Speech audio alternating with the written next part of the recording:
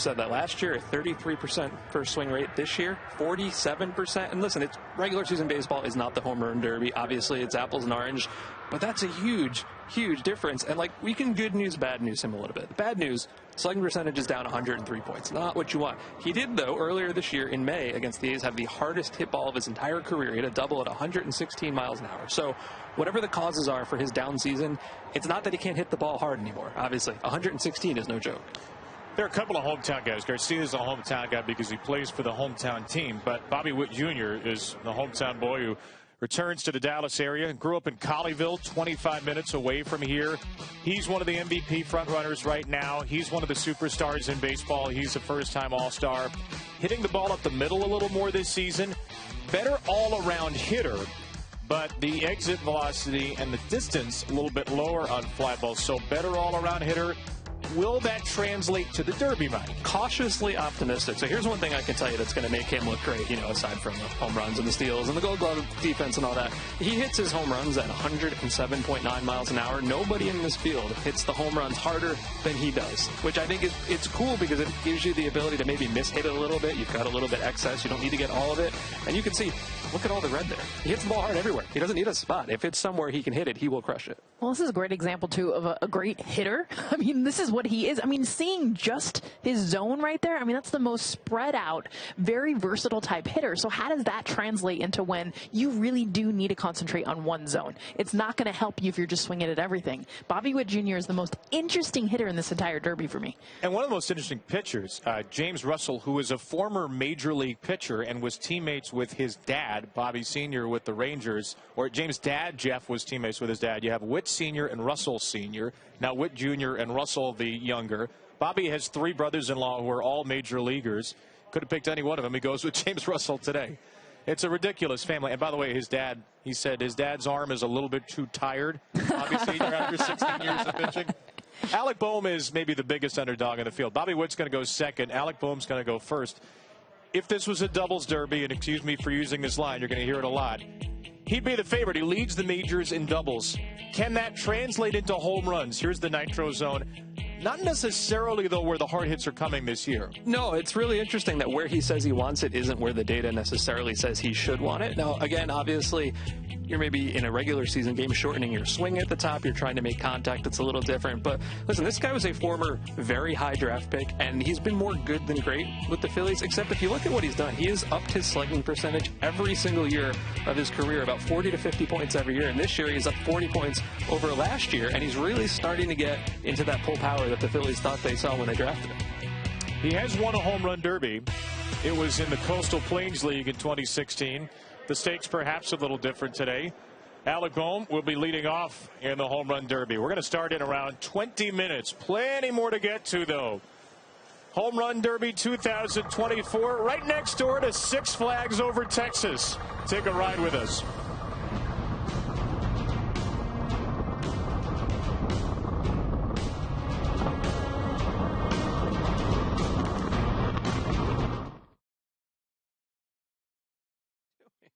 That is so funny. So he's not taking it very seriously. All right. We have a note on Jose Ramirez, Andy. Eduardo texted me. He says he has a change of heart. After hitting 7 in a row lefty, he decided to change, but he might go back. Makes no sense. Also, apparently Gunnar has Buddy might go back. a Scooby-Doo bat for the Derby. Tyler. I can hear you guys now. Tyler. Hello, Tyler. How are you? There we go. Can you see us, too? I hear you. How you doing, guys? You can see us waving? Yes, I see you waving. I hear you talking. Sweet. Technology Tyler, is where are you? What's that? Where are you? I'm at home. I live just about 30 miles north, or 30 minutes north of Bristol, Bloomfield, Connecticut. Okay, great. Fantastic. Bloomfield, Connecticut. Mm-hmm. Just a bit north of West Hartford. All right. If I say you're coming live from Bloomfield, am I going to blow up your spot? There's not much going on in Bloomfield, so I'm sure they'd appreciate the tourism. I'll give you the shout out.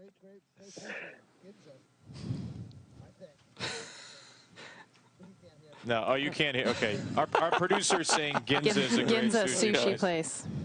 Kevin, right down the block from me. What's that? Make sure you lead us. Yes.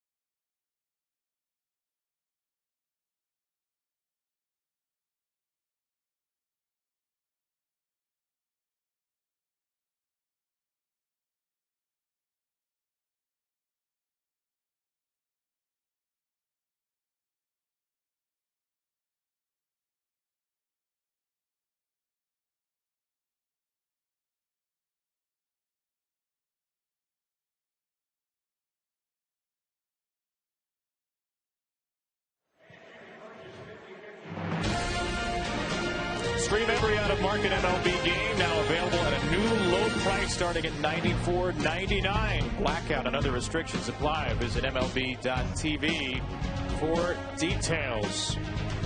Time now for our Derby predictions, brought to you by ESPN Bet, the official sportsbook of ESPN. Pete Alonso is a slight favorite over Gunnar Henderson, Bobby Witt Jr., Marcelo Zuna, and Adolis Garcia not far behind. It's time to bring in our ESPN Bet expert, Tyler Fulgham, from the home of Cigna and notably the home of Tyler, lovely Bloomfield, Connecticut. Tyler, Pete Alonso is the favorite here. Do you like the favorite tonight? From a betting perspective, I do, guys. And normally I don't like to bet the favorite because you just don't get a great return on investment there. And I'm not just going to say the reason why I'm picking Pete Alonso is because he won this twice before. I think the pricing of Alonso is still soft enough that we can put money on him. At plus 275, guys, I know we like to nerd out on a Statcast like this, so I'm going to do it. Those implied probabilities mathematically is about 27%, just a shade under 27%. That's the implied probability of Pete Alonso winning at this number. So I asked myself, if we did this home run derby 100 times, do I think Pete Alonso would win it more than 27 times? I think slightly he would. I think he'd get about 30 to 35 victories if we simulated this derby 100 times. Alonso, of course, has done it before. He's got Dave Joust throwing to him, and his frame allows him to swing with full force and exert that effort over the course of the couple of hours it takes to complete. The smaller guys, they get tired easier than someone who's big, 6'5", 240 like Pete Alonso. So he can wear the wear and tear of a home run derby, I think, better than most. If this was plus 200 or plus 175, no, I'd say look elsewhere on the board. At plus 275, I'd take Alonso. So you like Pete at those numbers. We've shown some numbers. We have some more on Pete Alonso. Why might he not be as much of a lock, Mike, as he's been in the past? I think people like him because he's a huge name and because he has won. But I got to say, I looked at the numbers, the exit velocity numbers, especially when you pull the ball in the air, and I was a little surprised because look at this decline. This is not what you want. Look at this. 214 players of at least 25 pulled air balls this year. Do you know what he ranks of 214? This is a list where O'Neill, Cruz, Judge, and Stanton are at the top. 161st. He is tied with Josh Smith and Jose Trevino, who are very good players, but they're not exactly power crushers. And I got to say, I am kind of out on Pete this year. Famous last words. Now it's on video. When he wins, we're going to throw this back in my face like forever. But the numbers are not trending in the right direction. We're embracing debate here, Tyler. We're embracing debate. We're going head-to-head on Pete Alonso. And obviously you're saying it's not a lock. It's about a 27% chance. No. Does that change your mind? Nothing is ever a lock. There's definitely nothing is a lock in gambling. And I think those are compelling arguments. I mean, when I look at that, that does not give me a lot of confidence in Pete Alonso. But again, the pricing from the betting market is something I think we can attack Alonso. I do think he has the third hardest hit homer of any player in this field this season. So while his average exit velo is down, that top end 95th, 99th percentile exit velo is still there for Polar Bear. I think it's the type of environment where he can tap into that. All right, another possibility for Pete Alonso here, Tyler. Could he hit the longest home run at the Derby today? Who do you like in that particular number? Yeah, I know a lot of people are looking at Bobby Witt, and Bobby Witt's the favorite here. I know he's a darling. Jeff Passan, I think, picked Bobby to win this whole thing. I'm not so sure Bobby is built for a derby. What makes Bobby great is his short, compact swing, and that's best when someone is throwing 95 to 100 miles an hour. When you're getting BP, you want to leverage your body a bit more, and that's, again, where someone like Pete Alonso or maybe Marcelo Zuna, Jose Ramirez, depending on what side he hits from. I'd like to see him hit from the right side, personally. But I think Bobby Witt is built better to hit long homers in real baseball than he is in a home run derby. So that's what scares me a bit about Bobby Witt. I was surprised to see him as the favorite in this market for the longest homer. I would not bet him, though, of course, I wouldn't be shocked if he does. He has the longest homer, I think 468 of anyone in the field this season. But again, that's when the pitcher's providing some velocity for Bobby Witt. I would look at a bigger player like Alonso, like Ozuna, like Jose Ramirez in this market as well. You're going to get a better return on investment with those three players. How about first round, Tyler? Any over-unders that jump out to you among these 8 players? I'm curious how you guys feel about Teoscar Hernandez. I don't know if he's going to hit a lot of home runs in this derby. His number, I believe, is 20.5. What concerns me is his average launch angle. Now, I know you can change the way you approach a home run derby versus an actual game, but his average launch angle this year under 10 degrees. The other competitors that we're talking about, north of 13, 15, 16 degrees. So, again, I think a real-life, better gap-to-gap power hitter than a swing built for the home run derby. So I'm going to look Teoscar Hernandez, the Dodger slugger, to go under his first-round number, which I believe is 20.5. Tyler, we appreciate the time, and good luck to you and Pete Alonso tonight. Yeah, good luck to everyone out there who's making a wager at ESPN Bet. ESPN Bet, the official sportsbook of ESPN, giving baseball fans a chance to swing for the fences in tonight's Derby. Place a qualifying wager on the player you think wins the Derby tonight, and if that player wins, you'll be rewarded with a bonus bet for every home run they hit in the final round. Download the app today. What a play. Getting closer and closer to Pete Alonso's 5th Derby.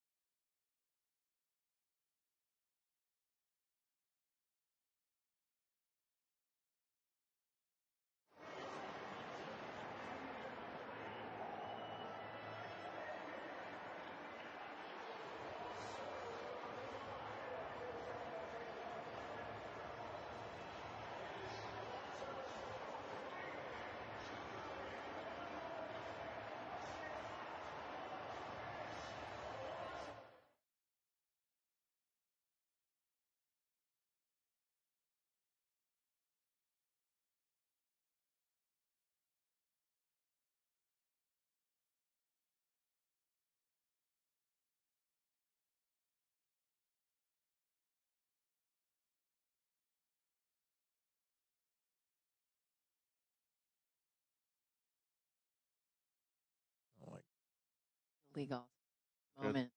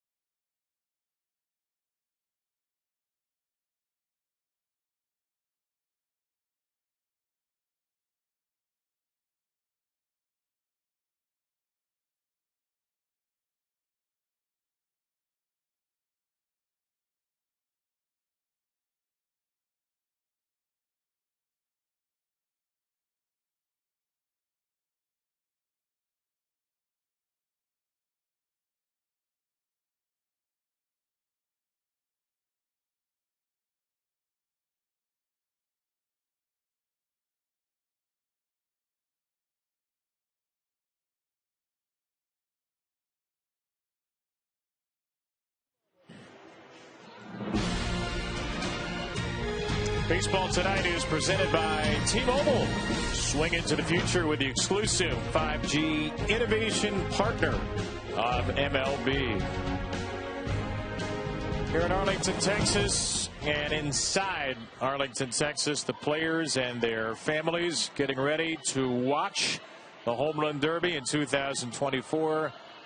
We have covered this in the past. It's always worth returning to because some people hear home run derby and they get scared. It's going to mess up the swing. Bobby Abreu never hit another home run again after he won in 2005. It's not rooted in reality, is it, Mike? No, it's not. So what we're showing here, this is just last year, right? If you look at the guys in the home run derby, they actually got a little better in the second half. And the guys on the right were all-stars who were not in the derby, and they got worse. And what happens here is if you make the all-star team or make the home run derby, you pretty much guarantee that you've had a good, healthy, productive first half where everything has gone right. That's not always going to happen. It just means don't make the all-star team. It doesn't mean don't make the derby. And you can look at what happened last year. A couple of good examples. Julio went off in the second half, right? Mookie had a very good second half. And even Pete Alonso is a man who should know more about this than anybody. He has been better in the second half for his career. And he said in an article by Jorge Castillo this morning, it helps me lock in my swing for the second half. What more evidence than that could you want than Pete Alonso telling you that? Yeah, Julio Rodriguez said something similar. Juan Soto has in the past that there are players that feel like the derby helps their swing. It's an individual basis, not for everybody, but the myth that it's just going to destroy you, Jess, we've learned is not fact. Well, I also think the game has changed. I mean, there's more swings out there that since they're 9, 10, 11 years old, they've been about launch. They've been about home run-based swings. It used to be more ground balls, line drives up the middle is what they were doing through the regular season. Drastic change. You get to the derby. A lot of these dudes hit home runs, and their intention is to hit home runs, and that is where the game has changed. This is one of my favorite parts, by the way, just seeing the All-Stars act like kids with their actual kids. Isaac Paredes, first-time All-Star for the Rays. Juan Soto's there. So the great players in the game just get to sit around and enjoy the show, as we all do, too. I love that they have couches and lounge chairs outside the dugout, right? Because a lot of times we're seeing the shots, you can't really see what they're doing. Now you got those little buddies on David their laps Fry, running Tanner around. Scott's kid. All right, we got to pick winners at some point here. We don't have to do it right now. But, Mike, you've developed a way to do this. We're looking at different data every year as we get deeper and deeper into the Statcast era. There are new ways to analyze what makes a home run derby champion. Yeah, I've already even got a new idea for next year I haven't gotten to yet. But listen, this is if you get to the finals, right? The first 2 rounds, you want to look at regular season first half data. But you get to the finals, it doesn't matter so much. What matters is what did you do in the derby up to that point. And if you look at the last 7 finals, the head-to-head matchups, every single one was won by the player who had the higher average exit velocity in the previous round, which is absolutely wild to me. Now, is that because they didn't get as tired? I don't know. Is it just because those were the harder hitters in the first place? I don't know. But 7-0, I can tell you what I'm going to be looking for when we get to the finals tonight. Well, and what I love is that we get to see that live. So we're going to be able to see the average exit velocity. We're going to be able to see where the balls are going. And that's what's so cool about this broadcast. So we'll be able to predict like almost real time of who's going to end up making it to the finals and then ultimately who's going to win. It's almost unfair. Like we shouldn't be able to see it in the semifinals. We have the answers. Then we'll know the answer and you'll just be watching something that's already been preordained. Okay. Is it time? Should we make some predictions? I think it's time. Let me set this up. Last year, Jess picked Vladimir Guerrero Jr. to win. Mike picked Vladimir Guerrero Jr. to win. I picked Vladimir Guerrero Jr. Well done. We didn't plan it either. Vladimir Guerrero Jr. won. We're geniuses. So I'm tempted to say, let's never do that again. But it's more fun if we do. So, Jess, who wins the 2024 Home Run Derby? I've got Gunnar Henderson. I love bat speed combined with exit velocity. He's at the top of both. We showed that earlier in the show. And if he gets both of those tonight, he's going to win. Yeah, I hate to go chalk. Let me tell you this. The 4 guys getting out of the first round, I want to go deeper here. Ozuna, Witt, Hernandez, and Henderson are going to be the 4. No Pete Alonso. I said it. And then, yeah, Gunnar Henderson's going to win. Do you know why? Because he's a superstar. Because he's got the fastest bat. Because he hits the ball the hardest of anybody. Like every important metric, Gunnar Henderson is the man there. The only strike against him is he hasn't done it before. And we've seen guys like, Ohtani came and didn't do great. You just don't know about that. How could I not go Gunnar Henderson? Wow. And what team do you work with? What do you guys think I'm going to pick? Let's run it back. We're going 3 for 3. Wow. Chalk it is. Here's the only metric that matters. How many of these players have a custom Scooby-Doo bat for the Derby? That's true. 1. That's Gunnar Henderson. And that's the reason. You know what would be fun if we got a Gunnar Henderson Bobby Witt matchup somewhere along the line? There are a lot of potential fun matchups. I'll go Henderson and Teoscar Hernandez in the final. I know you didn't think we were going to pick Teoscar Hernandez high. I like Teoscar Hernandez, his combination of barrel balls, hard hit balls, exit velocity. So give me Henderson and Hernandez in the final. I think Ozuna and Henderson. I got Bobby Witt Jr. All right, three different picks. Good for us. All right, for the second. Again, we nailed this last year. Can we do it again? It's only our credibility on the line. Luis Ariz, who will not be participating in the home run derby, the singles hitting champion of Major League Baseball, he'll be watching. Whole bunch of Kansas City Royals teammates are here. Seth Lugo, Cole Reagan, Salvador Perez to support Bobby Witt Jr. The hometown kid is going to have a big cheering section behind him. We are getting closer and closer and closer to the 2024 Home Run Derby. We cannot wait to see who takes home the title here in Arlington, Texas. It's just moments away from Globe Life Field.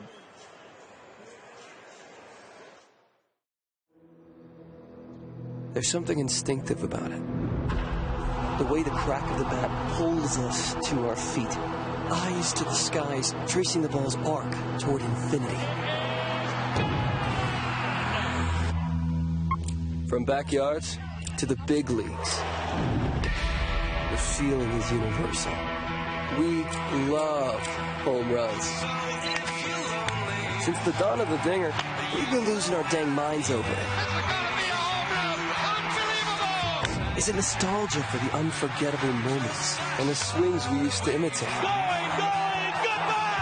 Could it be the sheer force of power, like a one-punch KO, slam dunk, or a rocket launch? Or in a game consumed by analytics and strategy, maybe it's just a refreshing simplicity. Yeah, let's not overthink it. The great philosopher and two-time Derby champ Pete Alonso said it best. Home runs are sick. 4 words of pure poetry. And on nights like tonight, they're all you need to know. When we put baseball's best sluggers center stage and let them loose.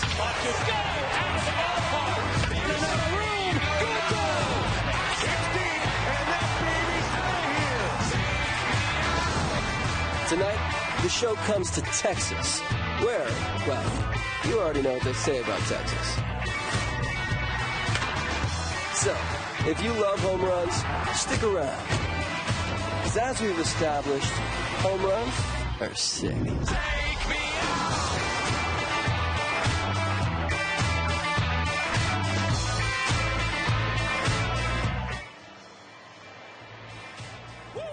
Globe Life Field. It is Home Run Derby time in Texas. Welcome to the 2024 T-Mobile Home Run Derby. Here to introduce tonight's long ball sluggers. Please welcome Saturday Night Live cast member Marcelo Hernandez. Texas, make some noise! All right, y'all, let me know. Are you ready to meet the participants of the 2024 T-Mobile Home Run Derby? All right, let's do this then. First up is a first-time Derby participant and first-time All-Star. He loves home runs and leave-in conditioner. He's a regular at his local salon. From the Philadelphia Phillies, it's Alec Bohm!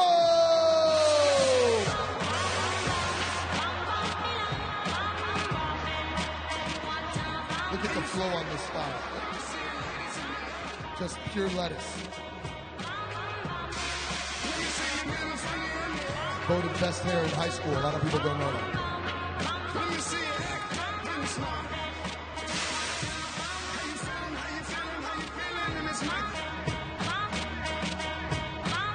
Next up is a shortstop and first-time Derby participant from the Kansas City Royals.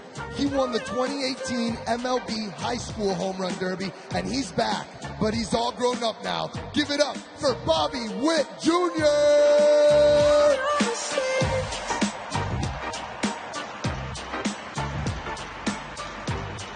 24 years old with a goatee. That's Bobby Witt.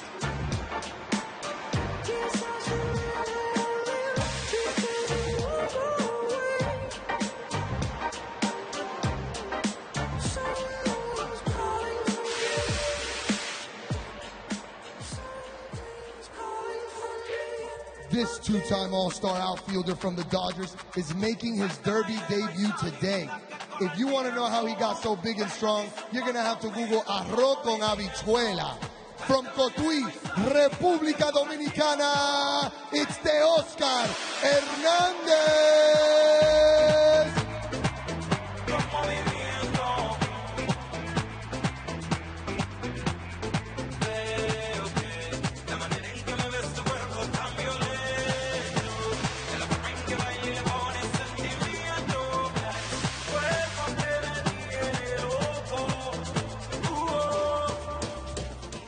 Your next competitor is known as the polar bear because he's as strong as a bear and also because he's a big white guy. Two-time Derby champion from the New York Mets. First name in English, last name in Spanish. It's Pete Alonso.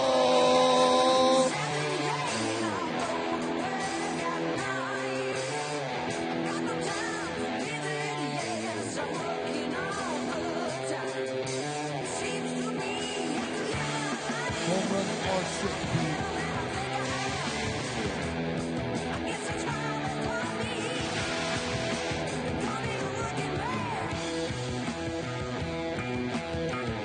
Next up, this third baseman is the Dominican ambassador to Cleveland, okay? The mayor of Cleveland, six-time All-Star, two-time Derby participant from Baní, República Dominicana, Mr. La Para, José Ramírez.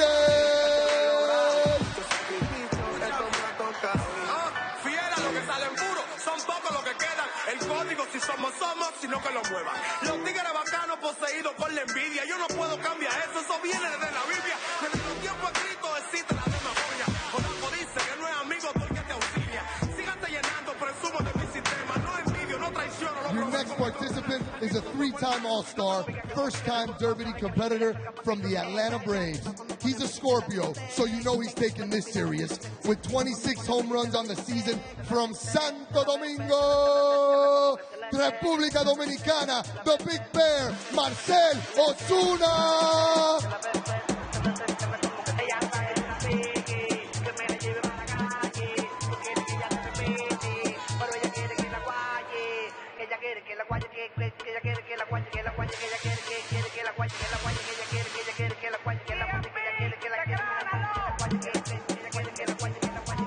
Up next, we have the reigning American League Rookie of the Year, who leads our field in home runs with 28 on the season.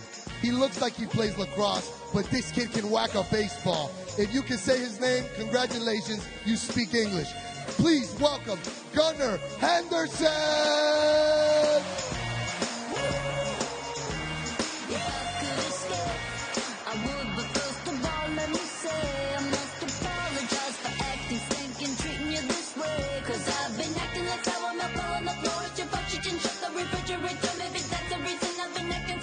And now, our final participant, making his second Derby appearance. His forearms are the size of my back.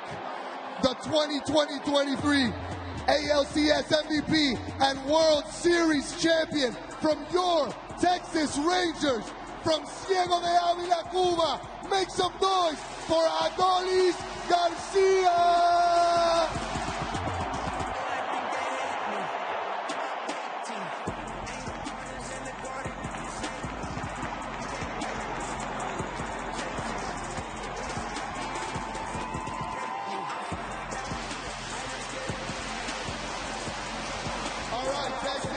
One more time for your competitors in the 2023-2024 Home Run Derby T-Mobile. Ladies and gentlemen, make some noise.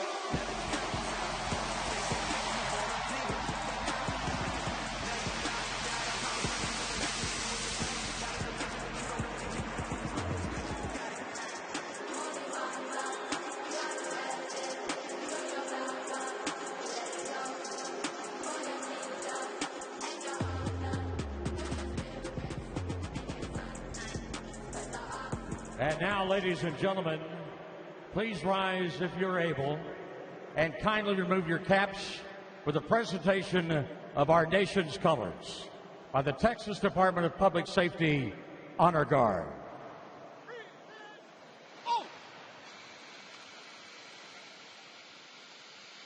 Now to perform the national anthem. Please welcome four-time Grammy-nominated country singer-songwriter Ingrid Andress.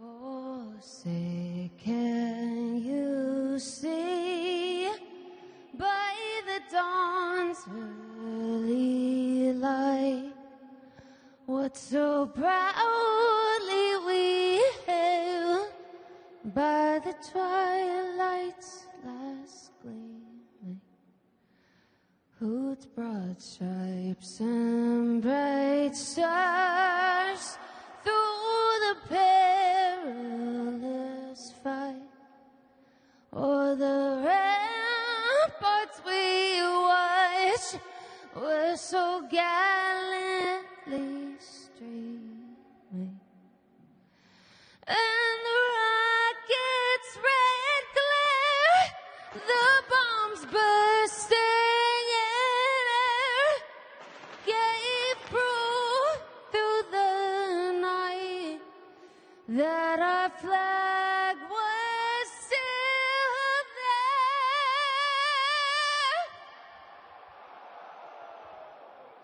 Oh, say does that star-spangled banner yet wave o'er the land of the free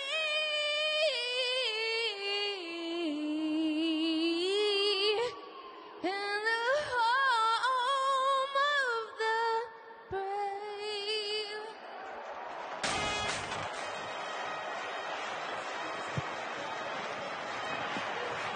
Welcome to the 2024 T-Mobile Home Run Derby Statcast edition, powered by Google Cloud, the official AI partner of Major League Baseball. From Globe Life Field in Arlington, Texas, we are thrilled to be with you tonight. Kevin Brown, Jessica Mendoza, Mike Petriello, our Statcast crew tonight. You can watch the main Derby on ESPN. We're a little bit different. We're going to dive deeper into the data and find out what makes, as Pete Alonso said, home runs so sick. What are the mathematical little things that make home runs so sick? And there are new rules for the Derby this year that we think is going to make the Derby even more sick. 8 participants, no longer head-to-head in the first round. You don't have to worry about some guy getting 35 or getting knocked out by a guy with 36. The top 4 advance to the semis. If there's a tiebreaker, it's the longest home run hit by those players in the round. 3 minutes or 40 pitches, so not going to be quite as chaotic as in years past. When you're done with the 3 minutes or 40 pitches, you get a 3-out bonus round. Big difference. It's 40 pitches, not 40 outs. You take a pitch, that counts. In the bonus round, take as many as you want. You just have 3 outs. You hit one 425, you get a 4th out. Semis, same kind of format. Seeding based on the first round totals. It will be 1 versus 4 and 2 versus 3 there. And then the finals head-to-head down to 2 minutes or 27 pitches. And there could be some tiebreakers as well.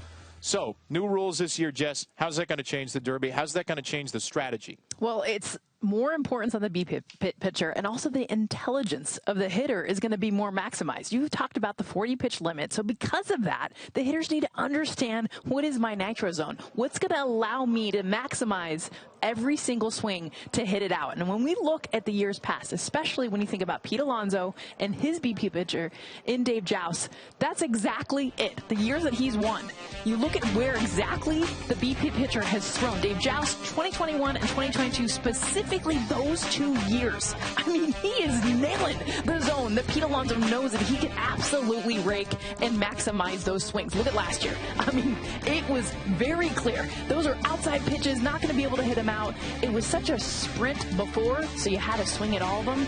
Now, you really, as a batter, need to know the pitches you want and take the ones that you're not going to hit out. And we're going to track that all night long tonight. We've asked the players for their nitro zones where they want it. We'll track the pitches as well. We'll have the pitch plot on the screen. Mike, what else are you watching for tonight? I'm watching for who's going to hit the ball hard, A, in the air, and B, to their pull side. This isn't, going opposite field for singles. This is not real baseball. This is hit home runs. Last year, almost 9 out of every 10 home runs hit in the Derby were to your pull side. And if you look back at the last couple years of Derby data, you can see that there is actually something interesting here, right? You go back since 2016, 48 total home run derby participants. We cut out Colorado because it's on the moon. And if you're looking for guys who were top 4 amongst their group of 8 in pulled air ball exit velocity in the first half of the year, 17 of them advanced. And of the guys who didn't, there were a couple of bizarre 8-1 upsets. And so if you see that, you see, hey, that might correlate to winning. Well, who does it well? Who does it well here? Gunnar Henderson, yes, of course. Hey, Oscar Hernandez stands out to me. And also, is that Pete Alonso at the bottom? That is something to watch for tonight. And what side is Jose Ramirez going to hit from as well? Alec Bohm, Bobby Witt will start us off. It's the 38th Home Run Derby on ESPN2.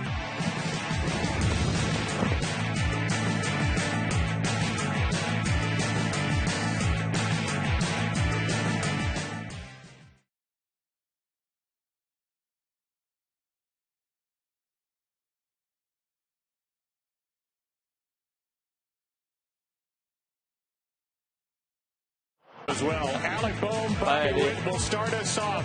It's the 38th Home Run Derby on ESPN2. Never mind from getting. Yeah, my mom. Yes, look at all of my. I'm so sorry. Yeah, these are the guys I play in a band with. It's like all anyone's talking about. Oh no. Oh no, I feel bad. Here's another one. She's gonna go viral. Never. Oh god.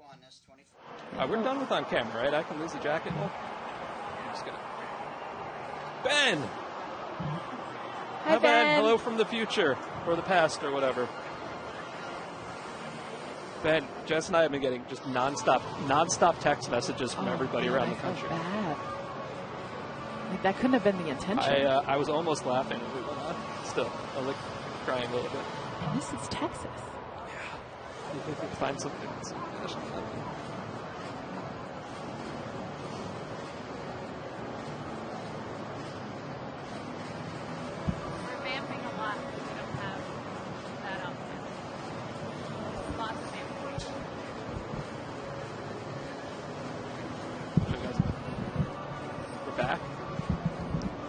So we're going to vamp.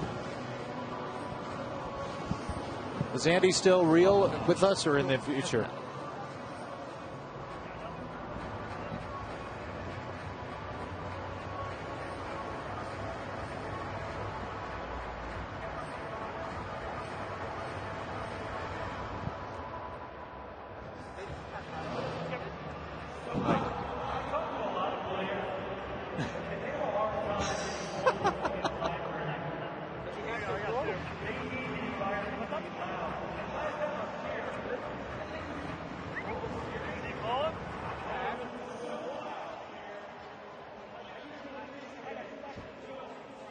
You may need to repeat that. Joan Jett is texting. Yeah, sorry. Say that again. Is that really Joan Jett? Yes.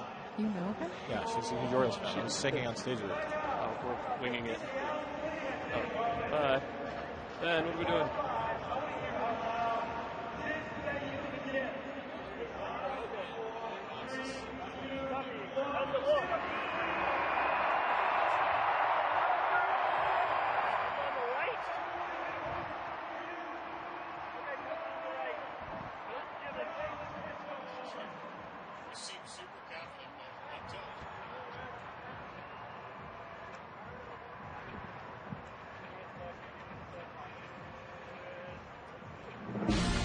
The 2024 T-Mobile Home Run Derby is brought to you by T-Mobile. Swing into the future with the exclusive 5G innovation partner of MLB.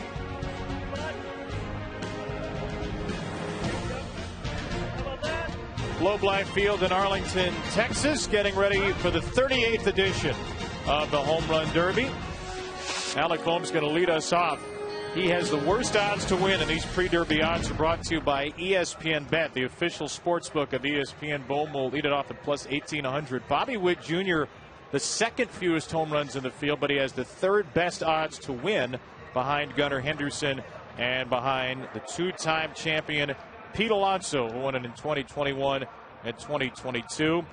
Alec Bohm getting ready in the cages. He will be leading off the Phillies, and ESPN Bet is the official sports book of ESPN.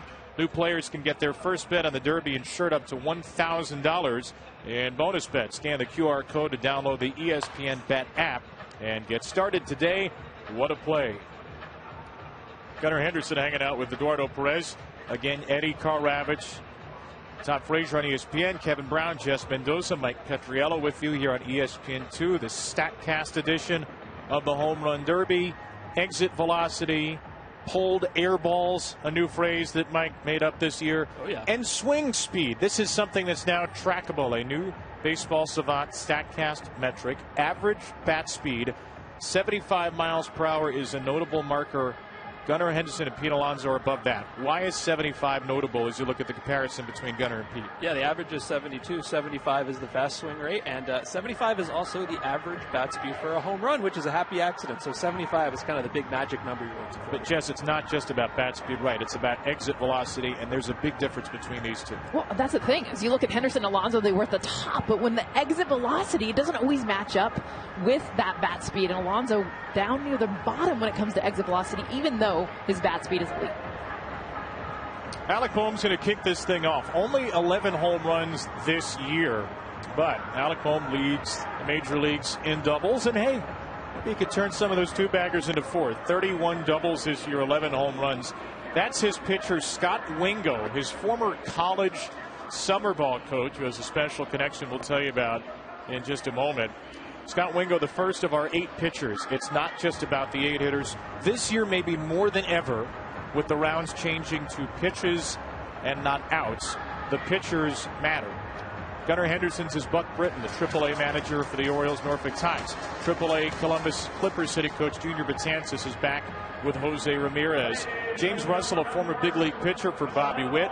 Braves bullpen catcher Jose Yepes for Marcell Ozuna, and there are 3 former Derby pitchers, notably Dave Joust with Pete Alonso, Dino Ebel, Teoscar Hernandez, and Franmi Pena, who was a late addition for Adolis Garcia. So here we go. The 38th Home Run Derby is underway with an Alec Boehm fly ball. That's the first of 40 pitches that Boehm will see. And on the right side of your screen, we're going to have this all night, the Statcast 3D Tracer. And it looks like Boehm got one just inside the pole. So Alec Boehm for the Phillies. The hard hit, the exit velocity numbers are not outrageous on the year, but he's a former number 3 overall pick. And Mike, his career has gotten better and better in terms of power numbers. Yeah, he's hitting first because he's the 8th seed, and I think not a lot of people think he's going to make a lot of big noise here. But if you look at the numbers, he's increased his distance in the air from 10 feet up from when he was a rookie. And if you look at hard hit per swing, he's top 10. He is equal to Shohei Ohtani in that regard. It's just about getting it off the ground because he's got the power to do this. Well, he's also the guinea pig in this. He gets to go first with this new format. So what I'm looking at is actually top left. 28 pitches left with 2 minutes, just over 2 minutes to go. No one really understands 40 pitches with the amount of time. How many swings do you actually need to take? Alec Boehm is going to be that example. All right, now on the left side of your screen, you see the nitro zone. That's where Boehm wants it. That's where Scott Wingo delivers it. But Boehm hooks it just foul. He's got 5 home runs so far. 103 miles per hour, 25-degree launch angle. That is an optimal combination. That's home run number 6. The home run tracker on the bottom of the screen. Alec Boehm is starting to find a groove, and there's the pitch plot. It looks pretty good right now, Jess, for where he wants it and where Scott Wingo's throwing it. As Alec Boehm takes a timeout about halfway through, he's put up 7 home runs. Ladies and gentlemen, your attention, please. I just wanted to remind you that Geico makes it easy to bundle your home and car insurance. In fact, it's so easy. It reminds me of a joke my mate told me. Now, a knuckleballer and a catcher walk into a bullpen, and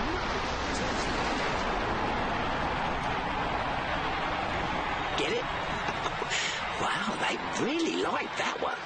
It's easy to Geico, official partner of Major League Baseball.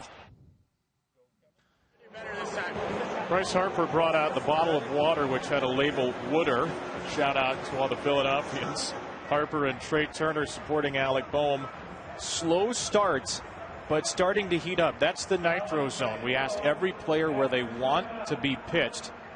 Kind of surprising here, just because that's not where his hard hit rate necessarily correlates, but we've seen Scott Wingo be pretty consistent here up and in. Well, and that's where he wants it, because that's where he's going to be more efficient in hitting home runs. When he gets it lower, that's a lot more power that you're going to have to use to get underneath a low pitch, so he wants it up and in, even though his nitro zone in the regular season might not show that. 102 and 28 degrees. That is an optimal home run combination. That's going to get out here for Bohm, who's up tonight. He's got 15 pitches left. He has not taken one yet. And again, if you take a pitch this year, he did take one actually. So you take a pitch this year, that's the same as an out in years past. And Bohm's putting up a pretty good number here.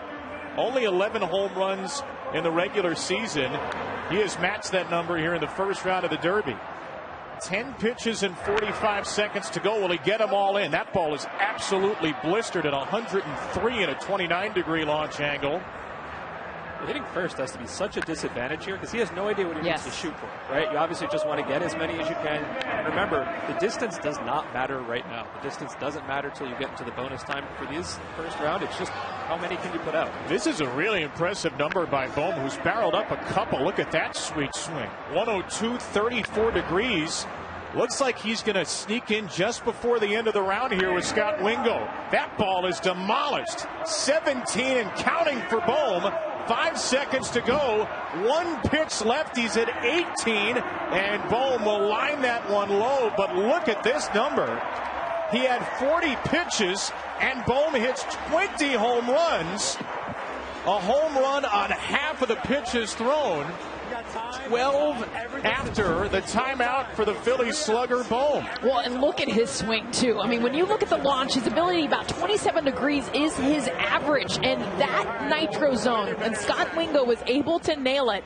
Then he got into the rhythm. 12 after that timeout, and then any pitch that Scott Wingo threw, he was hitting it out. So I know he said distance doesn't matter, but he did get 6 past 425. That's what he'll need to do in the bonus round. 8,161 feet of home run we saw. That's not a bad start from the guy as the 8th seed. So Alec Bohm with one 425-foot home run in the regular season this year, 11 in his career. Different, of course, but hit 6 in the Derby. So he's got 3 outs left. This is the way that the bonus rounds worked this year. You can now take a pitch, 3 outs to go, so you can slow down a little bit, catch your breath.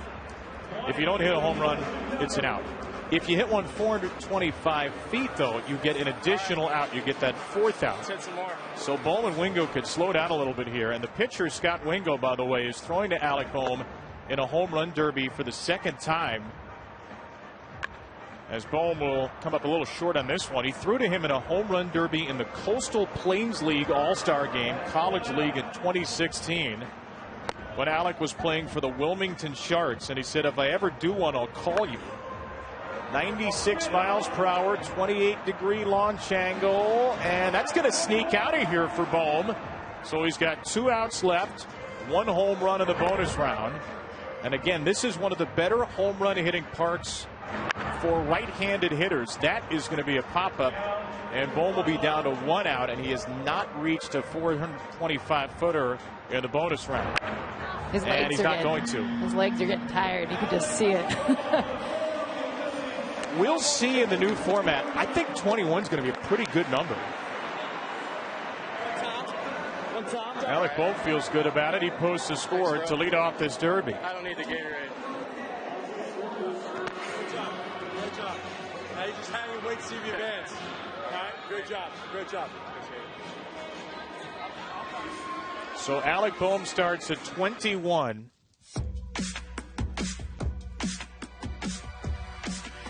If you love to travel, Capital One has a rewards credit card that's perfect for you. With Venture X, earn unlimited double miles on everything you buy and turn everyday purchases into extraordinary trips. And get access to over 1,300 airport lounges where you just check in and chill out. Open up a world of possibilities with Capital One. What's in your wallet? Alec Bohm hits 21 home runs to lead off the home run derby, and now it'll be the 3rd-year superstar Bobby Witt Jr. from the Kansas City Royals. Alec Bohm, one of 8 Phillies All-Stars, and his teammates are saying that's pretty good, right?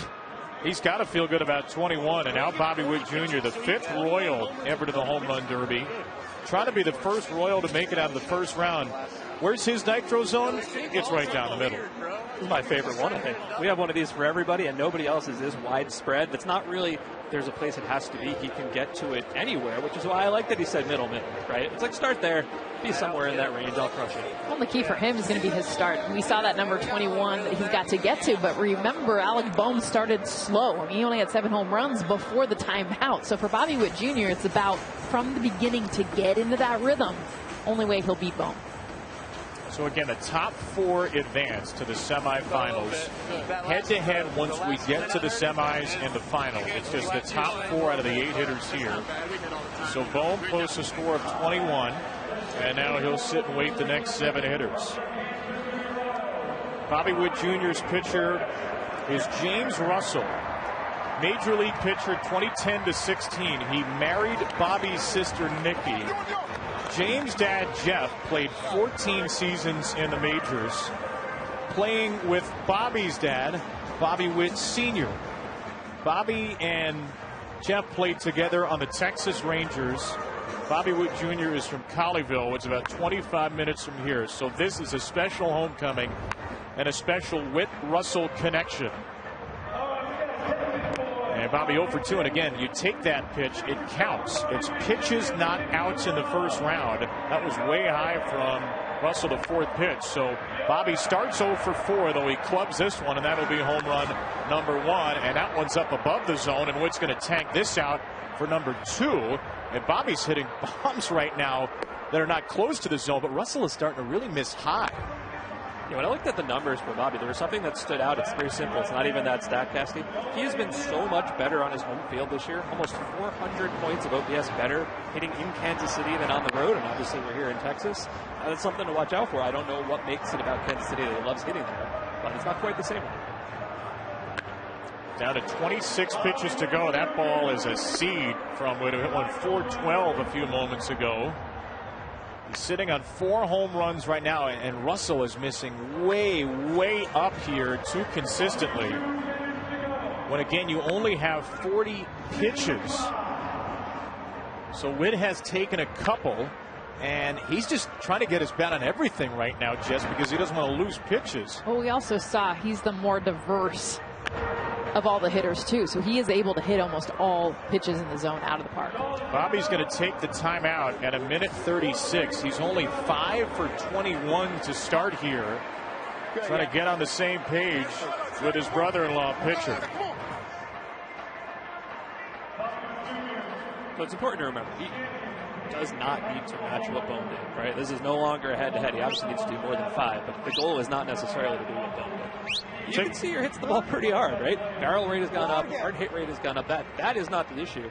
I think it's the pitcher so far, right? Is that what you're seeing? The pitcher's just not giving him much to go after. Well, especially because they're way up out of the zone. I mean, there's only so much you can do with pitches that are not strikes. But look at how beautiful this swing is. Bobby Witt Jr., I think, has the best swing of everyone in the Derby because it is so even, and you see his ability to get underneath, but also short, compact, very consistent. That was our Statcast element powered by Google Cloud. Yeah, did you see how high the swing was? Because that's where the pitch was. It looks like me playing slow pitch softball, except, all the talent. And you famously have won many slow pitch softball home run derbies in the past on the mean streets of South Slope. So that was right down the middle for Witt. That's a very high launch angle, but 102, 109. These exit velocities are better. These locations are better. He's got 13 pitches and a lot of time left, and he's starting to find his rhythm now with home runs on 5 out of 6 for Witt, who's just chopping balls up near his eyes. He's desperate at this point. You kind of have to. And at this point, can you afford to take a pitch? I wouldn't think so. No, I thought that there would be the ability to take more pitches, but we saw with Bohm, he only took 1. And he was right even with the clock. This has been much better since the timeout and much more accurate. Top of the zone by Russell, bombarded by Witt. 428 a moment ago. He saw one 442, his longest. 5 pitches to go, right down the middle, right in the nitro zone, and crushed toward left center. This one by Witt is also hit hard to deep left field. He's got 3 remaining. He is starting to put on a show at the end of the round. Whole lot of time for these last 2 pitches. Bobby with 6 home runs in 7 swings. He'll wait for the last one here from Russell, and he will pop it up.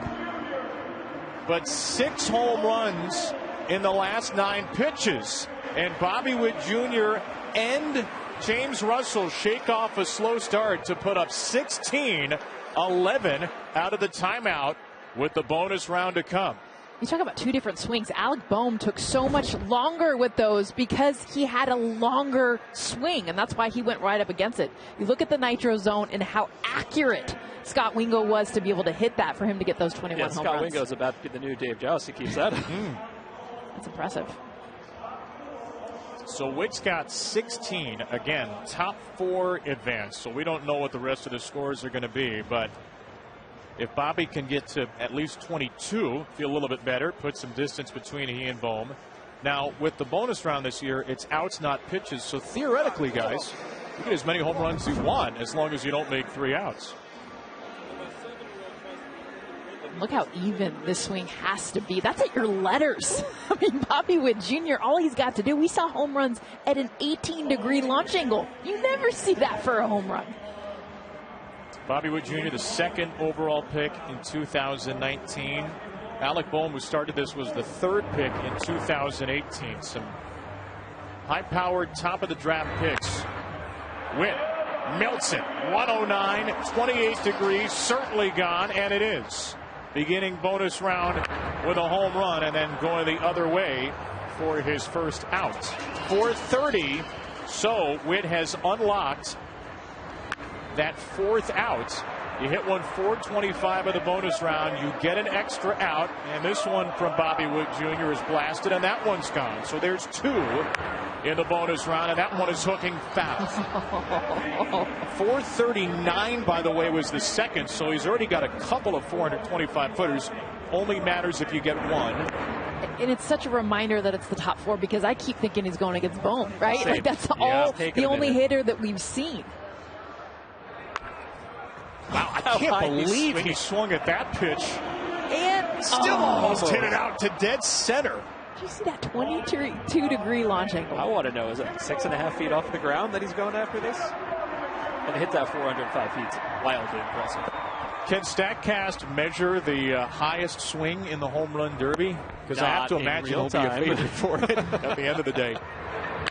All right, Bobby, 111. There's the hardest hit ball of the derby, and it's gone. Have to feel like you got to beat Boehm, right, with the big hitters coming up at the very least. Well, that's what you want. It's all you know. He's got another one. Remember, he can run the streak as long as he wants to. Right? This is so different from years past. Bobby's got 4 in the bonus round, and that one is just even too high for his liking. That one's a little too high on the launch angle, 43 degrees. Bobby Witt Jr. is going to end his round at 20. A valiant surge late. Boehm, the clubhouse leader, after 2. Witt got that bonus out. James Russell's a little bit gassed. They were better after the timeout. So it's 21 for Boehm, 20 for Witt, the first 2 hitters of the derby. That's like giving the speech in high school. It's like giving the speech first, and now you're going to watch everybody else give their speech, and you don't have to do anything. For close to 30 years, the Players Trust, the charitable arm of the Major League Baseball Players Association, has supported players in their efforts to use their platforms for good. This summer, the Players Trust added a new partner, Metro Sports Fieldhouse, a nonprofit organization located right here in Arlington, to host Play Day on June 20. Local student athletes enjoyed activities inspired and driven by Major League players. The kids worked on their on-field skills with a 3-hour baseball and softball clinic, but they did some great work off the field as well, participating in the MLB Players STEM League and the Players Exchange, 2 innovative programs that cultivate academic and social-emotional skills. Then this weekend saw Metro Sports Fieldhouse kids joining youth from around the country and Latin America for the annual Global STEM League Championship Tournament. The students demonstrated their sportsmanship and teamwork and competed for the chance to win not only the Global STEM League Championship, but for a chance to join the Players Trust at the Home Run Derby.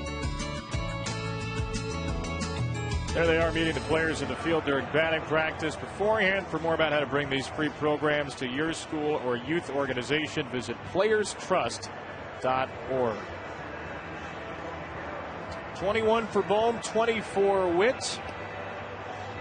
Next up will be the hometown favorite Adolis Garcia of the Texas Rangers. Saw Marcus Semien signing autographs there.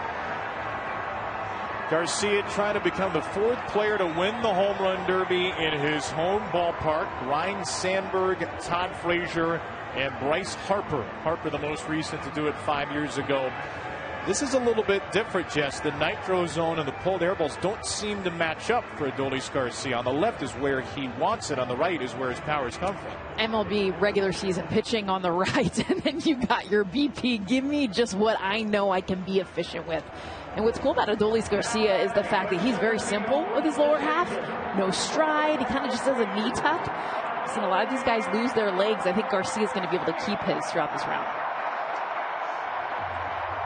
Hit a ball 116.1 this year. Top 2% in the league, maximum exit velocity.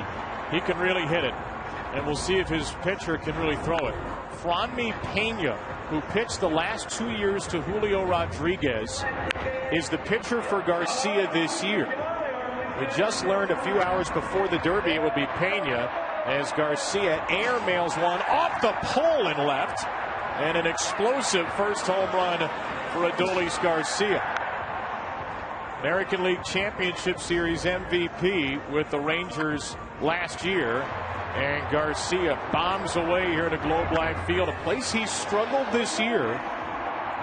Just a .389 slugging, 195 average at home, but he has found the rhythm with 5 home runs in 6 swings. And the Ranger fans are loving it. Look how simple his swing is. I mean, literally, he does not move and get into his legs like we see other hitters. Literally, just that little knee tuck. This makes this so easy if his pitcher can hit that yellow zone.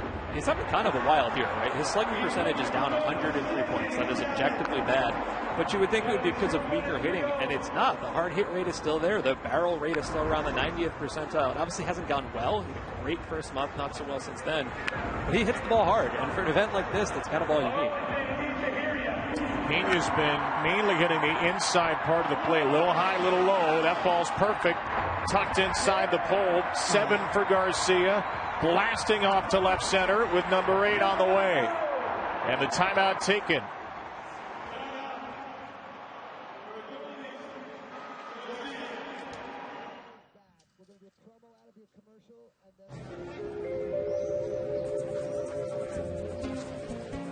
To truly embrace the fun life, you must learn to let go.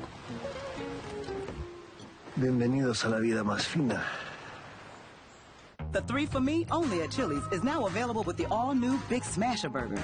Or you can settle for a drive-thru. Plus, get fries, a drink, and bottomless chips and salsa for just $10.99. See you later, tiny drive-thru burger. This Chili's 3 for Me is the best $10.99 you can eat. The MLB app is your place for live baseball, real-time highlights, and pitch-by-pitch updates faster than ever. Get personalized highlight reels based on players you follow every day. Download the MLB app today. 22 pitches left, so 8 home runs in 18 pitches. Most we've seen before the timeout so far. What are you noticing in Adolis' swing? He's got easy fly ball swing. I mean, his launch is definitely more 28 degrees or more, especially right here in the Derby. We saw with Bobby Witt Jr. He was around 20 to 25. And with Garcia, he can get underneath the baseball. I mean, look at this swing. Look at that path. His ability to get the ball in the air, he's done it more this year than any year in his career. Some impressively strong legs for that power for Garcia. Our Statcast 3D overlay on the right, you see the ball tracer. That one traces foul, and Garcia's 0 for 3 out of the timeout. His 8 home runs before the timeout were the most, and Pena popped that pitch right into the nitro zone, as he did that one, and Garcia hits them both out.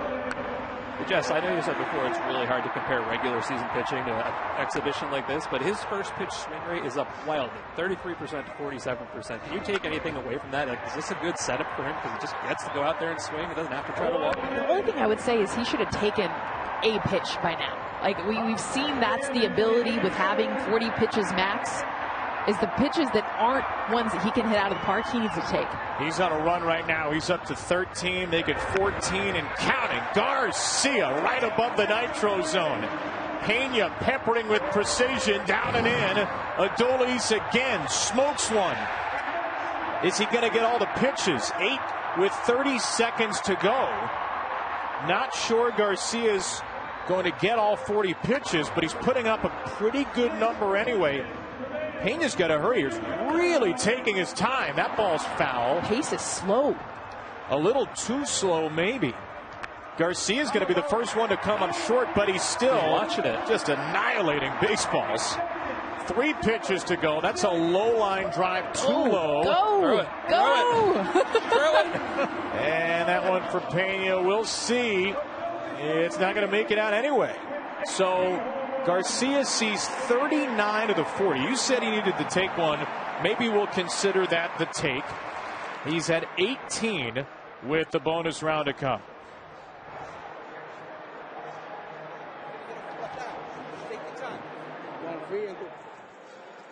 I almost wonder if the pitcher thought it was worth the effort to leave pitches on the board just to give him a minute to take a breather and have a better chance at the pitches he saw going out. I just saw him. He was ready. You can always tell when a hitter is ready. And I'll tell you what, Garcia was in there going, pitch me another one. Longest home run, 435 in the round for Adolis Garcia. Again, the bonus round, 3 outs guaranteed, 1 additional out if you hit a 425-foot home run.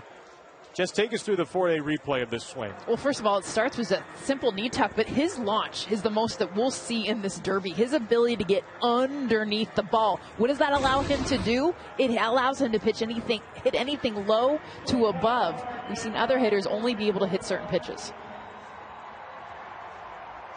So Alec Boehm 21, Bobby Witt Jr. 20. The top 4 of the 8 advance to the semifinals. Garcia, not an all-star, really struggling this year.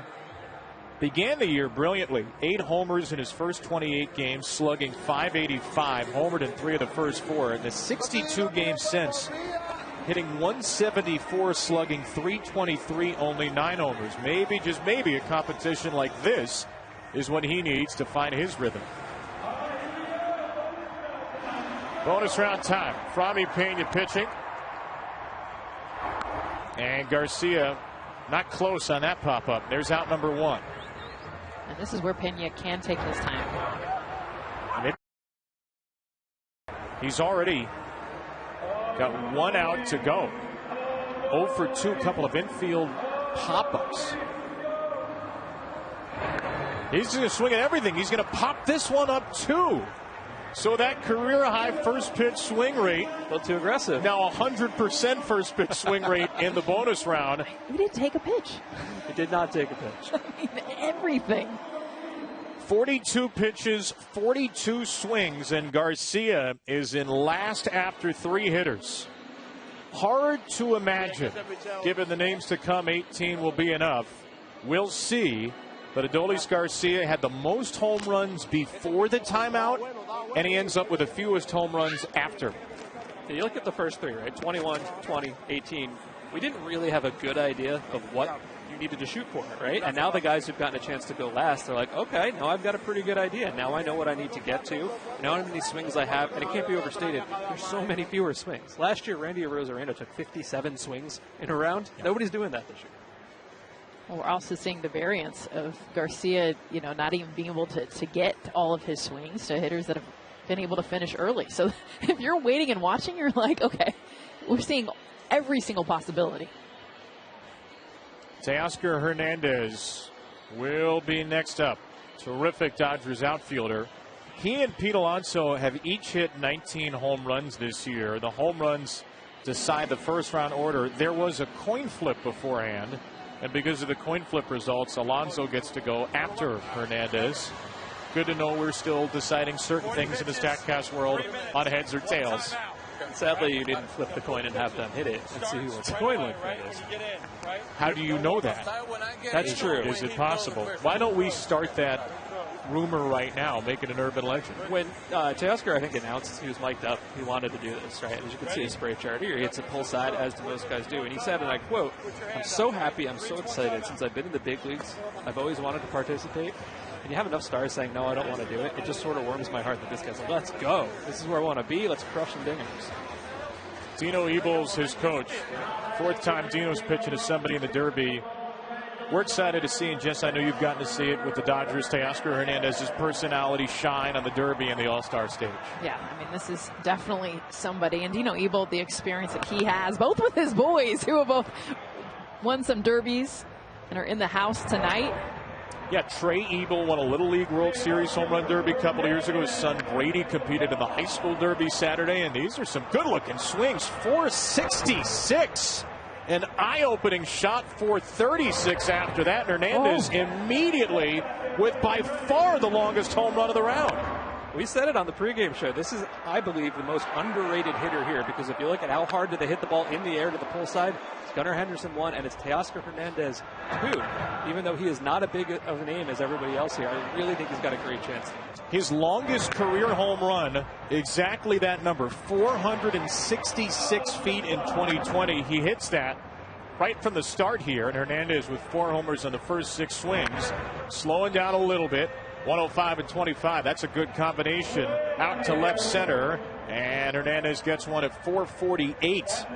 So 11 pitches in a minute, though. That's not going to be enough to get all the pitches in at this pace.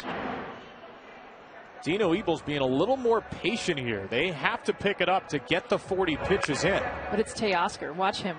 He's taking. Now he's saying to go faster. Yeah. Yes. That's way inside. Hernandez been stuck on 5 for a little while here. 1 for his last 9. Lays waste to this ball. And 90 seconds in, Hernandez takes a timeout. Hit a 430-foot home run right before it.